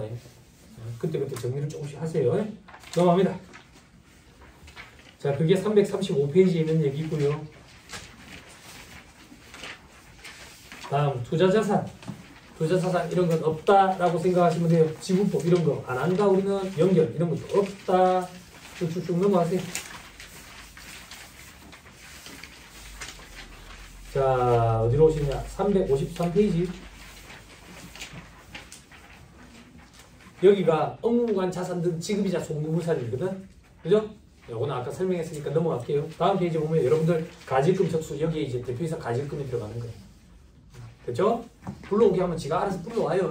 인정이자 계산할 때 이미 가질금 적수 계산한 게 있기 때문에. 자, 355페이지 유형자산. 유형자산에서 뭘 얘기할 건데 감가상각과 관련돼 가지고 간단히 얘기하고 업무용 소형차 얘기할 거예요. 감가상각과 관련돼 가지고 얘기할 것 중에 제일 첫 번째는 어제 이미 얘기했어요. 결산 조정이라는 거 무섭다고. 어제 우리 밥맛 떨어졌었죠. 그죠? 그거 꼭 유념하세요. 진짜 꼭 주의하세요. 사람인지라 그런 실수를 할 수가 있어요. 그죠? 꼭 주의하세요. 그죠? 땅값이 일반적으로 더 비싸요. 공급값보다. 자, 그리고 유형자산 뭘 볼 건데, 자, 유형자산의 정의, 좋은 정의가 있겠죠. 그죠? 어떤 게 유형자산인데 정의, 토지, 설비자산, 다음 페이지 건설중인 자산. 건설중인 자산이랑 토지는 감가상각을 안 하죠. 아닌데, 나 토지 감가상각 해봤다. 토지 감가상각 해봤다. 썩어 들어가는 토지. 안 해봤어요? 안 했어요. 그런데 있어요. 채석장이라든지 이런데 감가상각하는 경우가 있어요. 복구 때문에 복구 충당문제 계산하는 경우에는 그만큼의 금액을 감가상각을 해요. 됐어. 신경 쓰지 마세요. 그런 경우는 없다. 채석장 참고해 보시면 채석장 없어요. 예전에 월급쟁이를 했을 때 이 경남권에서 제일 큰 채석장이 저기 있어. 저기 김해에. 그냥 장류에. 근데 왜 그런 거야? 장류에 사는 사람은 김해라고 얘기하면 안 돼? 그거 왜 그런 거야? 나 그거 모르겠어. 그렇게 얘기하던데? 서울에 사는 거랑 강남에 사는 거랑 느낌이 다른 것처럼 김해에 사는 거랑 장류에 사는 거랑 느낌이 다르대. 왜 그런 거야? 강남인 줄 알았네. 김해잖아. 안 그래? 장류가 왜 발전이 이루어졌어요? 망할 거거든요. 왜 발전이 이루어졌어요? 창원의 땅값이 비싸는 거예요. 창원의 땅값이 떨어지면 망하는 게 신도시죠. 그죠? 그래서 그 예정된 신도시들이 있죠. 혹시 그 사시는 분도 계신가요? 경환이 너네. 그래요? 혹시 결혼했어요? 네. 결혼하세요? 애기도 있으세요? 애기 나이가 어떻게 되는데요? 지금 제일 좋은 거죠. 그죠? 정관 신도시 애 키우기 최고 좋죠. 그렇죠. 미혼 여성분들, 미혼 남성분들 잘 들었죠? 다 갖춰져 있어요. 대신에 집은 절대 사지 마세요. 전세로 들어가세요. 전세로. 왜? 더 많을 거야. 네? 교통편 때문에 안 돼요. 정관선이 구축이 되면 아직 멀었어요. 예산 그거 확보하려고 아직 멀었어요. 쉽지 않아요. 또 저 성나라 있죠. 성나라 신도시도 있고, 뭐 미치아가 동들 뭐 외국어부터 가르친다는 뭐 한국말도 못하는데 뭐 그런 성나라도 있고, 저기 뭐 이런 데도 있죠. 아무튼 그렇대요. 아무튼 거기 제석장이 있었는데 제석장 완전 봉이 김선달이에요. 봉이 김선달이라고. 산을 사요. 산 얼마 하겠어요? 깎아요. 여기서 나오는 도사석 있죠. 흙을 갖다 팔아요. 바위도 갖다 팔아요. 바위를 누가 사는데 세무사님 부자들은 자기 집 앞마당에다가 바위를 갖다 놓는 걸 엄청 좋아해요. 그래서 바위가 3, 4천씩이에요. 폭 2m, 길이 한 3m 되는 거 한 3천만 원씩 돼요. 3천만 원씩. 장비대가 엄청 비싸요. 장비대가. 비싸요. 그리고 팔죠. 요거 형질 변경해가지고 시세 차익 누리죠. 여기에 외송딸이 하나 있었는데 여기 사모님이 내를 엄청 좋아해 주셨어요. 차도 없는데 자꾸 오래. 그래서 뭐 급한 일이 있나 싶어가지고 가면은 자꾸 사무실에 안 오고 식당으로 바로 가지. 나부터 자꾸 소맥을 말아주는 거지. 왜 이러지? 한참 먹고 있으면 딸내미가 옆에 와가지고 같이 먹어. 그래서 저는 그 생각했지. 와, 이거 속도 좋네. 아침부터 나부터 저렇게 소맥을 말아먹네. 근데 그게 무슨 뜻인지 몰랐어. 후회가 된다는 얘기가 아니야. 절대 아니에요. 그런 경우가 있었다. 응? 그런데 보면 옹벽을 쌓아요. 옹벽을. 산이 무너져 내리면 안 되니까 옹벽을 쌓아요. 옹벽을. 됐죠? 자, 얘기 나온 김에 합시다. 사무장님들 계시죠? 사무장님, 만약에 저런 케이스가 생기시면 저거 구축물로 처리하실 거예요? 토지 자본적 지출로 처리하실 거예요? 다시 구축물로 처리하면요 매입세 공제가 되고요. 토지 자본적 지출로 처리하면 매입세 공제가 안 돼요. 자, 의사결정하세요.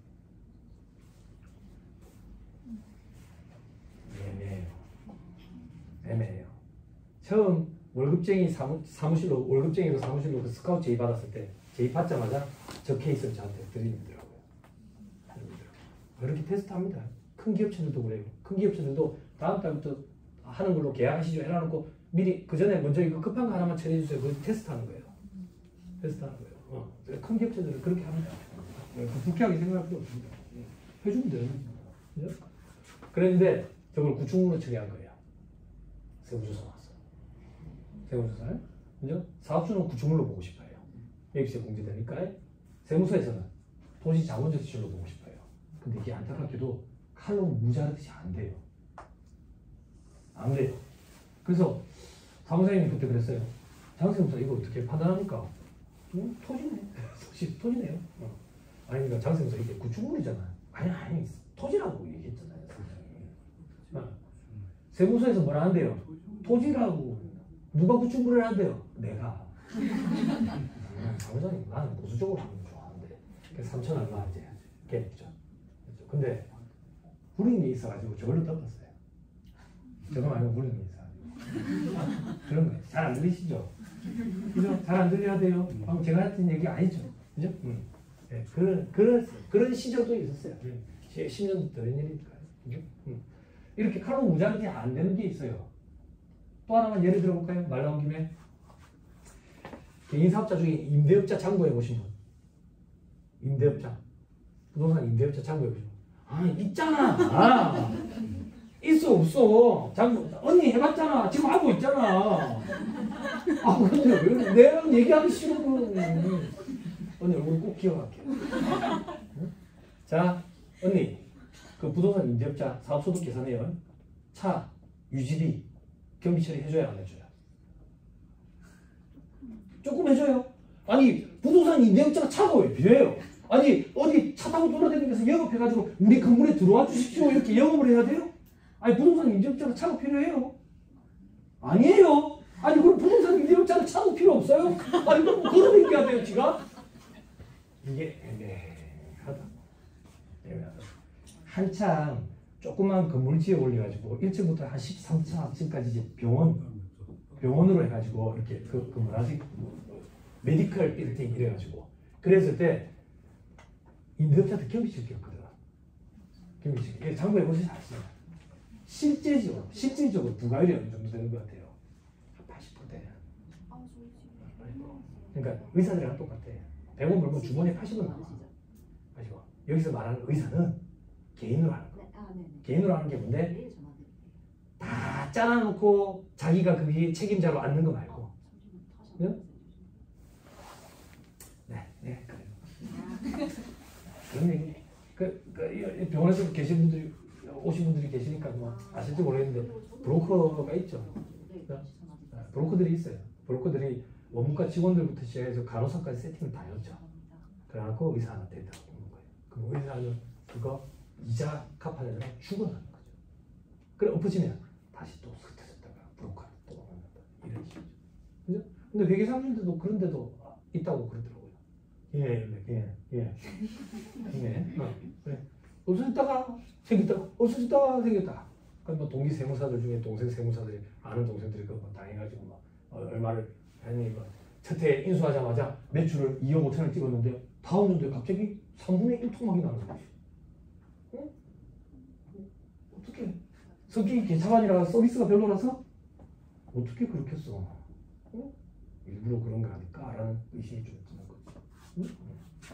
아무튼 다시 임대업자는 그러면 경비 칠 게 없다 뭐. 경비 칠 거라 해봐야 저기 뭐 숙취지객들이 그런 데다가 저거 굳이 그 높이 있는 걸 짝대기를 가지고 뭐 한다고? CCTV를 갖다 깼고 짝대기를 들고 그래가지고 CCTV 교체하는 거. 그런 거 말고 경비 칠할 게 뭐 있어? 없지? 그러니까 갑자기 계단 청소하는 사람을 고용하지. 희한하다. 계단 청소하는 사람이 장모님인데 장모님. 누구 말지 아니야? 장모님한테 계단 청소를 시키고 응? 그래서 3.3%를 집어넣더라는 거지. 안 그래? 이 문제는 문제. 이 언니는 그런 거 어때요? 그런 거 어때요? 부가율 80% 맞추고 있대요. 이게 그렇게 맞추면 싫어를 하겠죠. 경비 칠 게 없어가지고 차 관련돼가지고 경비를 집어넣죠. 근데 이게 예규율이면 칼로 딱 무자르시 선이 딱 안 끊긴다고. 안 끊긴다. 그럴 때는 어떻게 하면 좋은데? 니는 어떻게 했는데? 언급을 하는 거죠. 사업과 관련한 경비로 볼 가능성이 있습니다. 그래도 달아드릴까요? 그럼 일단 달자 한다고. 세부담이 무서우니까. 추후에 문제되는 건 본인 부담이라. 그걸 일당을 나눠가지고 청구를 해요.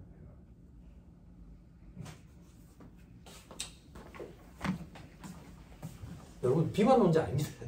비관론자 아닌데 우리가 월급 받고 일을 하는데 책임을 어디까지 떠안아야 되느냐 이거예요. 그죠? 불필요하게 그런 것까지 떠안을 필요는 없을 것 같아요. 저 김해 유라리였는데 예전에는 유라동인가 요즘에 아무튼 거기 이제 미취학 아동들을 데리고 한국말도 못하는데 영어부터 가르치는 그런 학원들이 있었어요. 그런 학원들이 있는데 이제 거기 이제 원장님이 전화가 오는 거죠. 전화가 와가지고 선생님 요번에 차를 살까 싶은데 이게 공제됩니까? 라는 거지.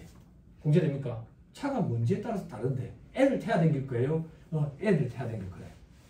뭔데요? 링컨 MKZ래. 그건 세단이잖아요.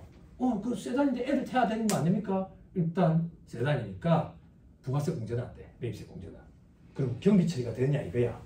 나는 안 된다라고 얘기했다고. 그랬더니 그러는 거지. 애들 태아가 댕긴다니까요. 애들 태아가 댕기는 차 없어요? 본거 하나 있어. 그럼 네? 보수적으로 접근하세요.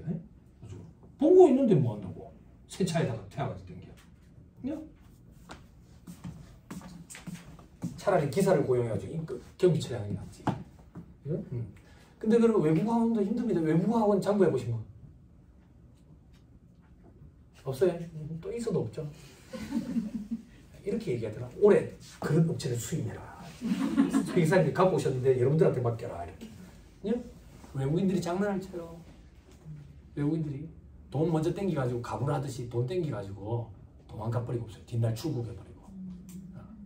우리나라 사람들이 제일 선호하는 외국인 강사가 백인 여성, 그다음 백인 남성, 그다음 유색인 쪽으로 가. 그래서 백인 여성과 백인 남성이 자기들이 한국에서 몸값이 높다라는 걸 알고 있어가지고 장난치는 애들이 좀 있어요.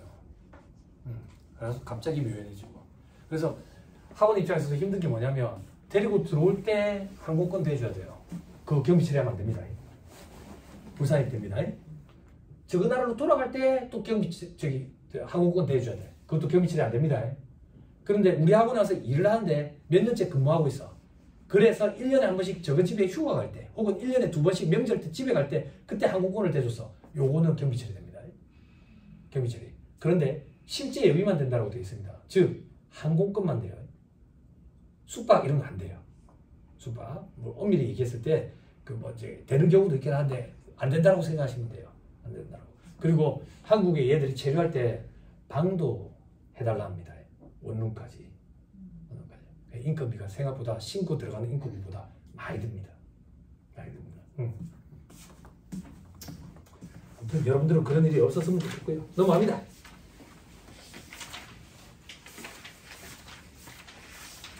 쭉쭉 넘어가세요. 재평가 이런 거 하지 마세요. 차용과 자본화도 하지 마세요. 자, 383페이지.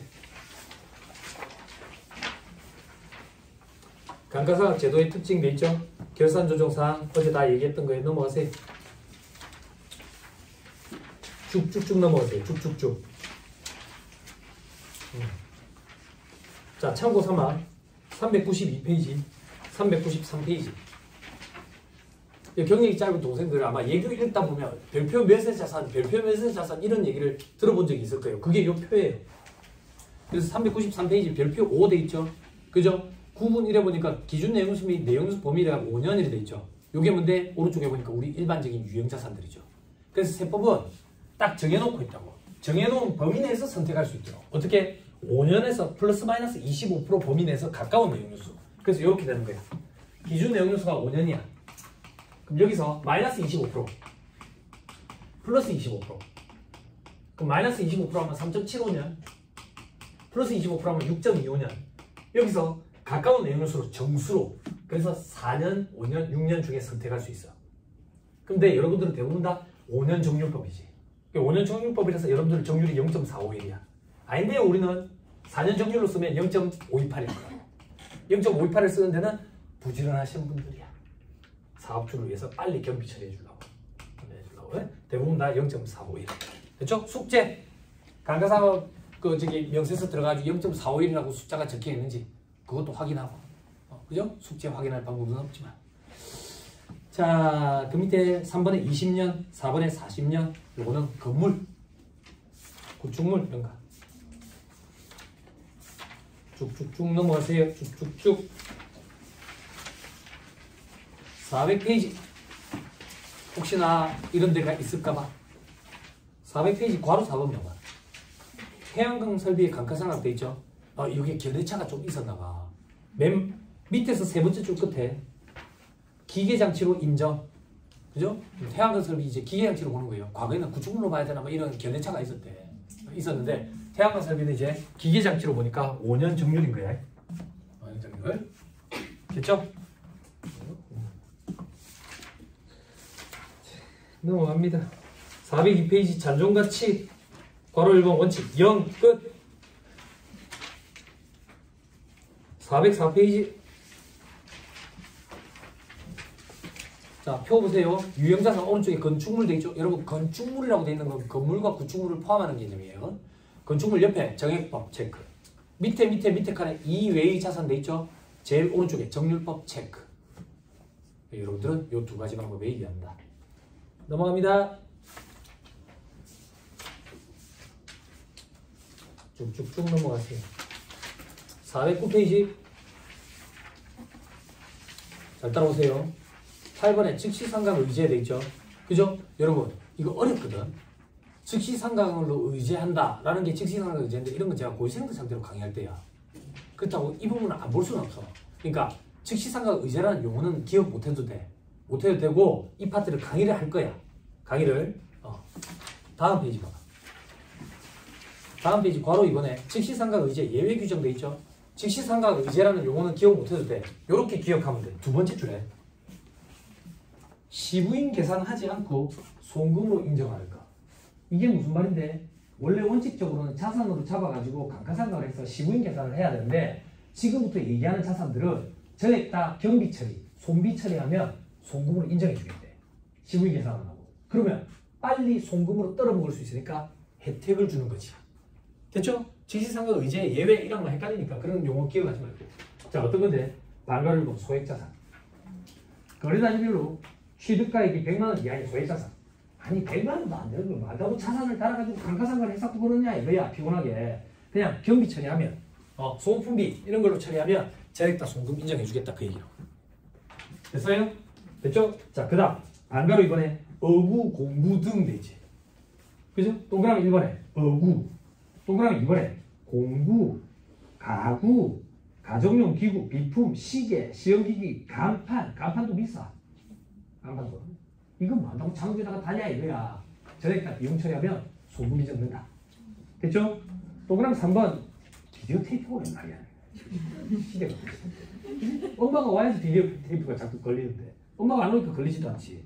자, 밑에 동그라미 4번 전화기, 핸드폰, 개인용 컴퓨터, 주변기기. 그러니까 컴퓨터 1, 컴퓨터 2, 프린터 1, 프린터 2 이런 거 하지 말자 그 얘기야. 그러니까 잘못해가지고 우리가 일괄출력으로 누르면 빨리 나오는 거야. 응? 그러지 말고 전에 딱 비용 처리하면 송금 인정된다고. 근데 잘 보세요. 지금 우리 법조문에 어구 등이라고 되어 있잖아. 그럼 어구는 전에 딱 비용 처리하면 송금 인정된다는 얘기거든. 그런데 부산에서 강의했는데 원양어선 있는데 그 건물이 4천만 원 정도인데 원양어선 그 실는 건물이 세무조사 나왔는데 부인됐대. 비용 처리했는데. 그러니까 이게 조금 그래. 법조문으로는 일단 경비 처리하고 전액 다 소금 인정돼 있지만 세무조사 나와서 부인을 하래. 그러면 우리는 이렇게 하죠. 여러분들이 판단하실 때 금액이 좀 크다 싶으면 귀찮더라도 자산을 잡고 소액이다 싶으면 그냥 비용 처리가 떨어지죠. 응? 괜히 끌고 부스럼 만들 필요는 없으니까. 거기다 대고 뭐 조문을 갖다 대면서 괜히 그렇게 하는 것도 저는 그렇게 하고 싶지도 않아요. 견해차가 생길 수도 있는 거고. 그런 게 또 어떤 거냐면 사전 약정 없이 지급하는 판매 장려금은 전액 다 소금 인정되거든. 법이 개정이 되고 2014년에. 근데 세무조사 나오면 아직도 적대비 처리가 나거든. 그런 부분들이 좀 있어. 근데 그거 다 되고 내가 공부했는데 아닌데 네가 모르는 거 아이가 굳이 이렇게 할 필요가 있겠냐 이 얘기야. 그냥 나 때문에 그래서 사장이 피해를 볼 수가 있잖아. 응? 그래서 그만 안전빵으로 갔으면 좋겠어요. 응? 보수적으로. 됐죠? 자, 여기서는 그 얘기하려고 했어요. 그리고 다음 페이지 동그라미 5번 첫째 줄 끝에 직시상각 대상인 공부의 범위에서 금융이 제외됐기 때문에 금융은 장부에 달아가지고 감가상각을 해야 돼. 어떻게? 맨 마지막 줄 5년. 됐죠? 자, 밑에 반거래 사무 생산설비 폐기 등 다음 페이지. 동그라미 2번 사업의 폐지, 사업자 이전으로 임대차 계약에 따라 임차한 사업장의 원상복구를 위해서 시설물을 처분하는 경우 아까 했나? 어제 했나? 그 인테리어 원상복구 비용 송금 인정된다고. 요 조문이 들어왔다고. 개인 사업자는요 필요경비로 인정된다는 규정이 법인세법보다 먼저 들어왔어. 거기도 돼. 그러니까 여러분들 개인 사업자들 요즘 자영업자들 배워 많이 하잖아. 한참 여러분들 그 코로나 터지기 전에 경기가 안 좋아가지고 한 해에 신규로 사업 개시를 하는 자영업자 수가 44만 개인데 폐업하는 수가 42만 개라는 통계 자료가 있었다고. 물론 거기다 직접적으로 대응시킬 수는 없지만 만약에 직접적으로 대응을 시킨다고 가정을 하면 5% 정도밖에 살아남지 못하는 거지. 자영업자들이. 안 그래? 근데 그 이후에 코로나가 터졌고 지금 현 시점은 코로나 때보다 더 어렵다 그러니까 더 힘들다고. 그럼 우리가 도와줄 수 있는 건 뭔데? 폐업할 때 경비를 꼼꼼히 넣어줘서 손실을 많이 터뜨려줘야 돼. 그래야지 다른 사업을 시작을 했을 때 결손금 공제를 받을 수가 있다고. 15년 동안. 물론 부동산 임대업이면 안 되겠지만. 됐죠? 근데 그거 꼭 물어보고 대출에 영향 안 미치는지 대출 연장할 때 영향 미칠 수도 있으니까 그거 꼭 물어보고. 됐죠? 자, 됐습니다. 그 정도 보시면 됩니다. 쭉쭉쭉 넘어가세요. 자, 415페이지 업무용 소유차. 업무용 소유차는 제 얘기만 들으시면 돼요. 자꾸 시계 보지 마세요. 삐끼가 집에 갑니다. 그죠? 시간이 없어 죽겠는데 지금 바빠 죽겠는데. 자, 업무용 소유차 얘기를 좀 합니다. 업무용 소유차 도입 배경부터 2016년 1월 1일에 도입이 됐다고. 그런데 이렇게 생각하면 돼. 법인의 차량이 달려있어. 법인의 차량이 달려있다는 얘기는 차량 유지비 관련돼가지고 경비 처리를 막 하지. 경비 처리 이게 왜인가? 저거 집에 어린이집 데려다 주는 타고 다니고 있네. 주말에 보니까 성지국 수원지에 차가 주차가 돼 있는데 기사까지 딸려가지고 이런 게 밉다 이거야. 밉다. 그래서 업무에 사용한 비율에 해당하는 경비만 송금으로 인정해주고 업무 사용 비율을 초과한 금액에 대한 경비는 송금으로 인정 안 주겠다 그 얘기지. 그러면 업무에 사용해야 되지. 그 비율은 어떻게 뽑아낼 건데? 주행거리를 가지고 뽑아낼 거라고. 주행거리. 그래서 제가 2015년 말에 농담을 섞어서 그 얘기했다고. 앞으로 세상이 거꾸로 뒤집힐 거다. 어떻게? 대표이사의 주행거리를 도대체 누가 파악할 거냐? 이사국가에 영향을 미쳐야 돼. 신입사원이 할 거야. 왜? 말년병장이 제일 무서워하는 건 이등병. 회사의 대표이사가 제일 무서워하는 거 신입사원. 그래서 신입사원이 대표이사 방 옆에 딱 붙어 앉아가지고 들어오고 나갈 때마다 어디 갔다 와? 몇 킬로미터 있어? 혹시 기름 넣었어?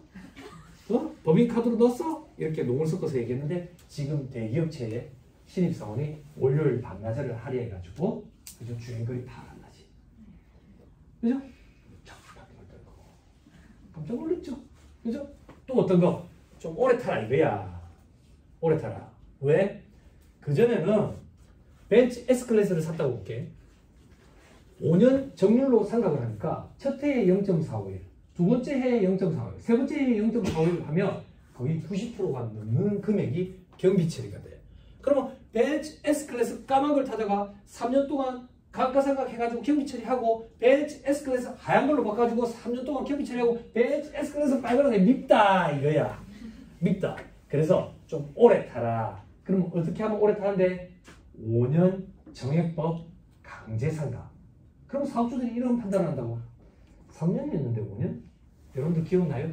업무용승자 규정 도입되기 전에 리스 회사의 리스 기간이 대부분 다 3년 아니면 4년이었어. 업무용승자 규정이 도입되고 그 해에 리스 계약이 확 줄었다가 그 다음 연도에 5년짜리 리스 계약으로 대부분 다 이루어졌다고. 법이 이렇게 무서운 거야. 계약 체계까지 다 바꿔놓는 거지. 계약 조건까지. 그래서 5년으로 바뀌면서 사업주들이 이런 생각하지. 3년, 4년 타다가 뭐 5년이네. 한 1, 2년 더 타면 되지 뭐. 그래서 감가상각비를 한 해 800만 원만 인정해 되지. 800만 원. 자, 언니 암산 좀 해주세요. 벤츠 S클래스 2억짜리야. 감가상각비 한 해에 800만 원만 인정이 돼. 그러면 몇 년 동안 감가상각을 해야 돼요? 몇 년 동안? 25년. 그 전에 사장이 먼저 죽어. 감가상각도 아직 다 못 했는데. 그죠? 그래서 10년이 되는 시점까지 감가상각을 했는데 한도 초과된 금액이 남아있으면 전액 다 송금 인정해준다 라는 규정은 없어졌지. 몇 년 전에. 그게 무슨 말인데? 계속 가는 거야. 사람은 죽고 있고 감가상각은 계속하고 있고. 그죠? 그러면 꼼수를 부른다고. 어떤 꼼수를 부르는데? 이라면 어떨까?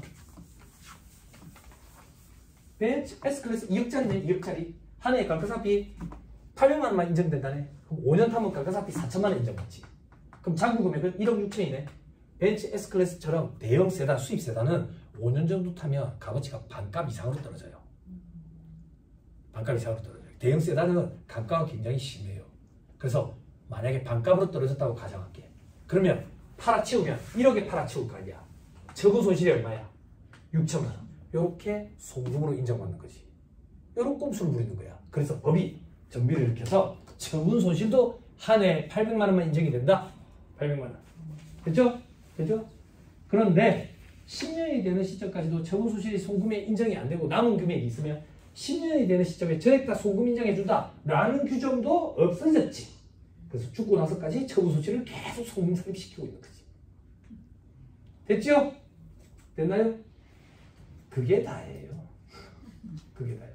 근데 초창기에는 그걸 좀 주의했어야 됐어요. 5년 정액법 강제상각 규정은 2016년 1월 1일 이후 취득분부터. 근데 나머지 규정은 2016년 1월 1일 이후부터 적용. 그래서 2015년 말에 취득한 자산은 5년 정액법 강제상각 규정을 적용을 안 해. 근데 지금 2024년이야. 그래서 그런 차는 남아있지 않아 이제. 시간이 흘러서. 그런 거 또 이제 기억할 필요가 없다. 됐죠? 됐나요? 그럼 뭐 주행거리는 업무 사용 주행거리는 이제 예규가 어느 정도 쌓였다고. 판촉활동, 거래처 방문, 대리점 방문, 그리고 저거 해외에서 많이 먹었을 때 접대 목적. 그리고 출퇴근 꼭 들어간다. 제일 중요한 거 뭐가 중요한데? 주의일지는 누가 써야 된다고요? 거래처에서 써서 보내달라 해야 돼요. 엑셀 파일로 보내줘가지고 우리가 쓰면 절대 안 된다. 딴소리 한다. 딴소리. 그죠?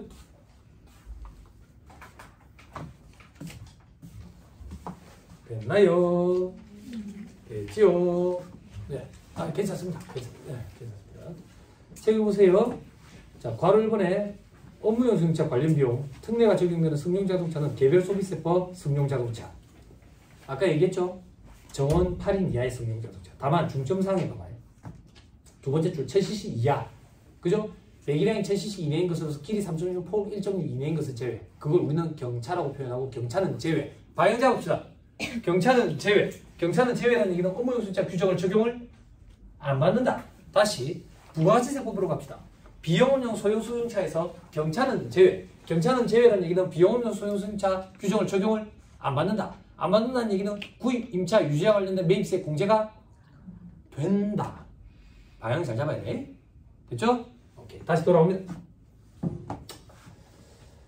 자, 그리고 괄호 2번 특례 적용 제외 승용자동차. 어떤 차들? 다한가로 1번에 여신전문금융업법에 따른 시설 대여업에서 사업상 수익을 얻기 위해서 직접 사용하는 승용자동차 돼 있죠? 자, 이건 도대체 무슨 말인데? 세법에는 리스 제공자라는 표현을 쓰지 않아요. 시설 대여업자라는 표현을 써요. 시설 대여업이라 이렇게 얘기하고요. 그게 리스를 얘기하는 거예요. 그럼 리스 회사에서 리스에 이용하기 위한 차량, 이런 거는 적용 안 한다 그 얘기예요.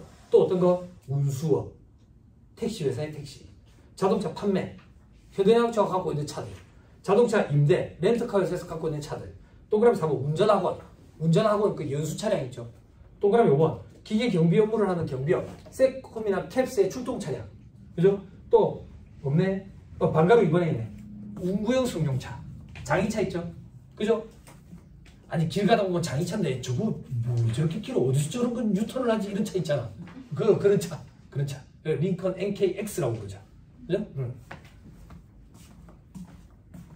해외에서는 그런 게 되게 고급 세단으로 이렇게 인식이 되는데 우리나라 사람들은 그런 차를 보면 우구차가 연상이 돼가지고 우리나라에서는 그 뭐라 그러지? 뒤에가 이렇게 떨어지는 해치백이라 그러나?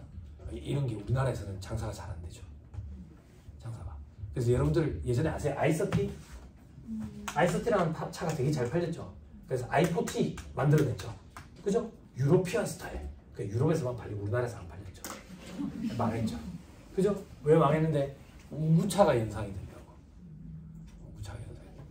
그래서 우리나라에 수입차들이 들어오면 뒤에 그걸 뭐라 하지? 밴형이라 하나? 그런 거? 그런 건 잘 안 팔리죠. 잘 안 팔리죠. 근데 그게 그 애기 있는 집에서는 되게 실용적인데 아무튼 그렇죠. 자, 그 정도 보시면 되고요. 저 밑에 반가로서 한번 연구개발을 목적으로 사용하는 자율주행 자동차. 이거는 자율주행 기술이 탑재돼가지고 시험 운행하는 자동차 있죠. 이런 걸 얘기하는 건데 뭐 해당 사항이 아마 없을 것 같고요. 이번에 업무용 승용차 관련 비용의 송금물산. 관련 비용에 감가상 B도 포함합니다. 됐죠? 자, 밑에 2번에 업무 전용 자동차 보험에 가입을 안 했대. 혹은 전용 자동차 등록 번호판을 부착 안 했대. 8천만 원 넘는 거. 연두세. 그러면 전액 다 송금물산이 되고 임직원에 대해서 소득 처분이 이루어지는데 대부분 임직원이니까 상해 처분 되겠죠. 그죠? 일반 기업체에서 오셨잖아요. 요즘에 임원들 차 뭐 나옵니까? 이사 닮으면 뭐 나옵니까? 네? 예? 이사가? 그래 안 좋긴데. 제가 직장생활 할 때는 여기 동생들이 있어서 처음에 입사하면 이제 사원, 대리, 이등병은 뭘 시켜도 못해. 서울대 출신도 사원은 아무것도 못해. 대리, 일병, 일만 죽어라 하는 병. 네? 과장은 누군데? 과장은 신입사원 갈구는 지금 잠깐 쉬어가놓고 차장. 그리고 나면 이제 부장. 이러고 나면 이제 관계가 달라져. 종속적인 위치가 아니라 위임 관계로 달라진다고. 이사, 상무, 전무, 부사장, 사장 이렇게. 여기를 우리는 임원이라고 해. 임원. 그 예전에 제가 직장에서 할 때 이사는 이제 서민 5명이 타는 차를 줘요. 그리고 사무는 그랜나이저를 주고요. 전무는 오피러스라는 걸 줘요. 그래서 그거 왜 사모님 차야? 사모님 차. 사장님이 탈 수도 있잖아. 그죠? 부사장은 에쿠스. 사장은 에쿠스 플러스 기사. 이 기사는 과장님이에요. 조무팀 과장님. 조무팀 소속의 과장이에요. 말 조심해야 돼요. 이거 사장님의 친척 형이에요. 엄청 조심해야 돼요. 그냥 다 특수하게 있어요. 그죠? 예전에 이렇게 해줬거든요. 이렇게 줬었는데 요즘에는 잘 모르겠네. 이사 제니스 잘 그래요. 요즘에 이사 단다고 해서 억대 연봉 되는 거 아니거든요. 물론 이제 큰 기업체라든지 이제 금융기관이면 좀 다르지만 그래도 이제 임원 달아볼 만하답니다. 그죠? 방문비도 있고. 그죠? 근데 요즘에 이사 대우라는 게 있어요. 이게 참 힘든 거죠. 남성분들 군생활 다 했죠. 군생활 하실 때 대위진, 중위진 이런 거 들어보시죠. 그런 거랑 똑같다는 생각하면 돼요. 한참 우리 부산은행 구조조정할 때 부지점장급들 지점장이라고 호칭 붙여줘가지고 막 이렇게 정리하고 했잖아요. 그런 식이라고 생각하시면 돼요. 그럼 이 이사 대우는 우리가 장부를 할 때 어떻게 처리해야 되는데 이 사람이 이사면 임원이고 이사가 아니면 직원이라고 실질적으로 하는 일에 따라서 판단합니다. 임원 회의에 참석을 해서 의사결정에 같이 영향을 미치면 임원으로 봐줍니다. 그게 아니라 총무팀 부장님처럼 직원을 자꾸 갖다 주고 있어요. 그러면 직원으로 처리가 됩니다. 직원을. 됐습니다. 저 밑에 업무전용 자동차 보험에 가입하면 업무 사용 비율만큼만 인정이 되고 초과한 것은 송금불산입니다.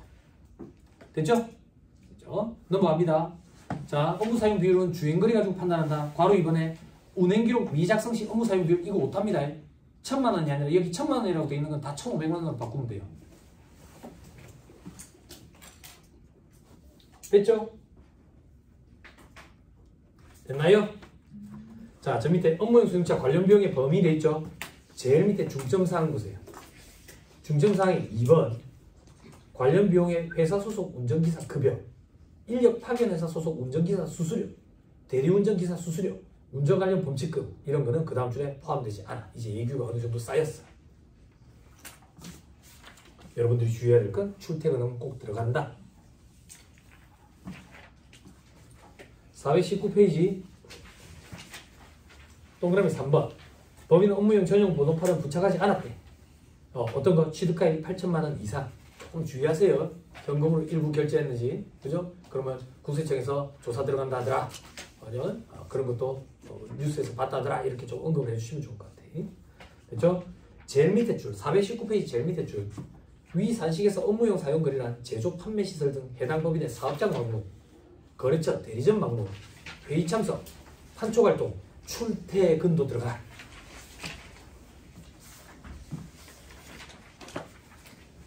됐죠? 됐습니다.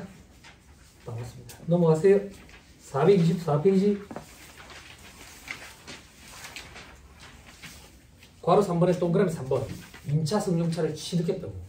리스 계약 종료 시점에 인수를 한 거야. 인수를 했다고요. 임차에서 사용하던 업무용 승용차를 사업연도 중에 취득해서 사용하는 경우 해당 업무용 승용차 임차 기간에 대한 감가상각비 상당액 한도 초과 2월액은 다음 사업연도부터 연간 800만 원 한도로 송금으로 추인한다고. 됐죠? 됐죠? 그리고 하나만 더 주의해야 될 거. 중간에 취득을 했는데 7월 15일자로 취득했다고 볼게. 그럼 리스한 기간은 7개월. 그죠? 취득한 기간은 6개월. 그러면 13개월이 되잖아. 그죠? 그래서 뒤에서 한 달을 뺀다. 그래서 12개월로 맞춘다. 그죠? 됐습니다. 넘어갑니다. 428페이지. 업무용 승용차 관련비용 명세서 미제출 가산세. 그쵸? 신설된 거야. 그쵸? 바로 이번에 동그라미 1번 미제출 동그라미 1번 불성실 제출하면 1%가 가산세다.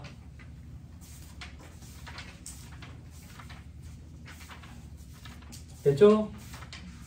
됐어요? 자, 무형자산은 볼 거 없습니다. 여기만 확인합니다. 447페이지.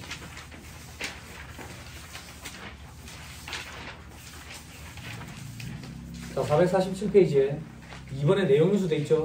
그죠? 눈으로 보세요. 영어권, 디자인권, 실형 실험권, 상표권 이런 거 5년. 그죠? 특허권 7년 이렇게 돼 있죠? 그죠? 좀 재밌는 거 없어요? 독특한 거 없어요? 독특한 거? 무형자산에? 무형자산에? 아니 사전 소프트웨어 얘기하지 말고 소프트웨어. 여러분 소프트웨어는 공기구 비품으로 봅니다. 그래서 5년 정률을 적용해야 돼요. 됐죠? 홈페이지 구축되어 있는 회사 있을 거예요. 홈페이지도 5년 정률로 적용합니다. 무형자산이니까 정액하지 않을까? 이렇게 착각하시면 안 됩니다. 됐죠? 좀 독특한 거 없어요? 어권, 광어권 어제 제가 시집 가는 거 도와드렸죠? 그죠? 말씀드렸죠? 그죠? 그런 거. 또 대표이사가 특허 취득해가지고 회사에 판 게 있다. 직무발명 보상금 언급 드렸죠? 좀 주의하시고. 그죠? 그 정도 얘기하면 안 될까? 영어권 맞죠? 그죠? 법인 전환하는 경우에. 그죠? 권리금 형태로. 혹은 포괄 양수도 한 경우에. 권리금으로. 됐죠? 세상이 달라졌습니다, 여러분. 뭐가 달라졌는데? 내가 포괄 양수도를 해. 자, 동생들 때문에 이 얘기 조금 할게. 내가 직장 생활하다가 그만두고 나왔어. 명예퇴직으로. 책상에 앉아가 팬티만 굴렸지 사업 장사라는 걸 해본 적이 없어. 근데 앞으로 먹고 살아야 되잖아.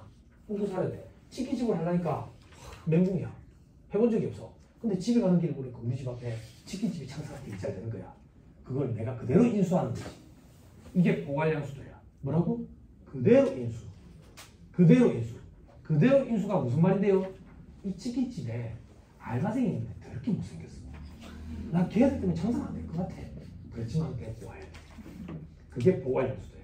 이 직원을 자르면 포괄 양수도가 아니야. 왜? 외모지상주의자예요. 됐죠?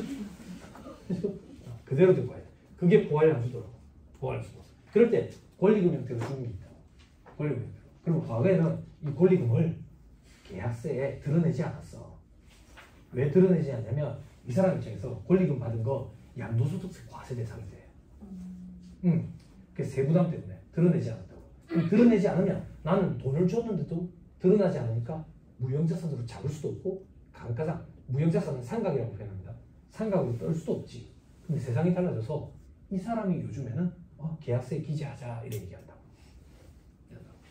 그러면 여기서는 권리금을 영업권이라는 무형자산으로 달 수 있다 그 얘기예요. 그리고 상각처리 해가지고 경비처리 할 수 있다. 됐죠? 됐죠?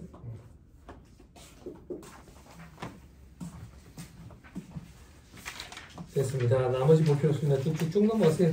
기타 유동자산, 기타 보지만 하는 게 기타. 유동부채, 빨리 돈 줘야 되는 게 유동부채. 금융부채, 장기 차익금 이런 거 있는데 관심 없다. 462페이지 비유동부채 관심 없다? 아니 5번의 퇴직급여 충당부채. 여기 얘기하면 이제 집에 간다. 469페이지. 잠깐 쉬었다가 여기서부터 얘기를 좀 하시죠. 쉬었다가 하시죠.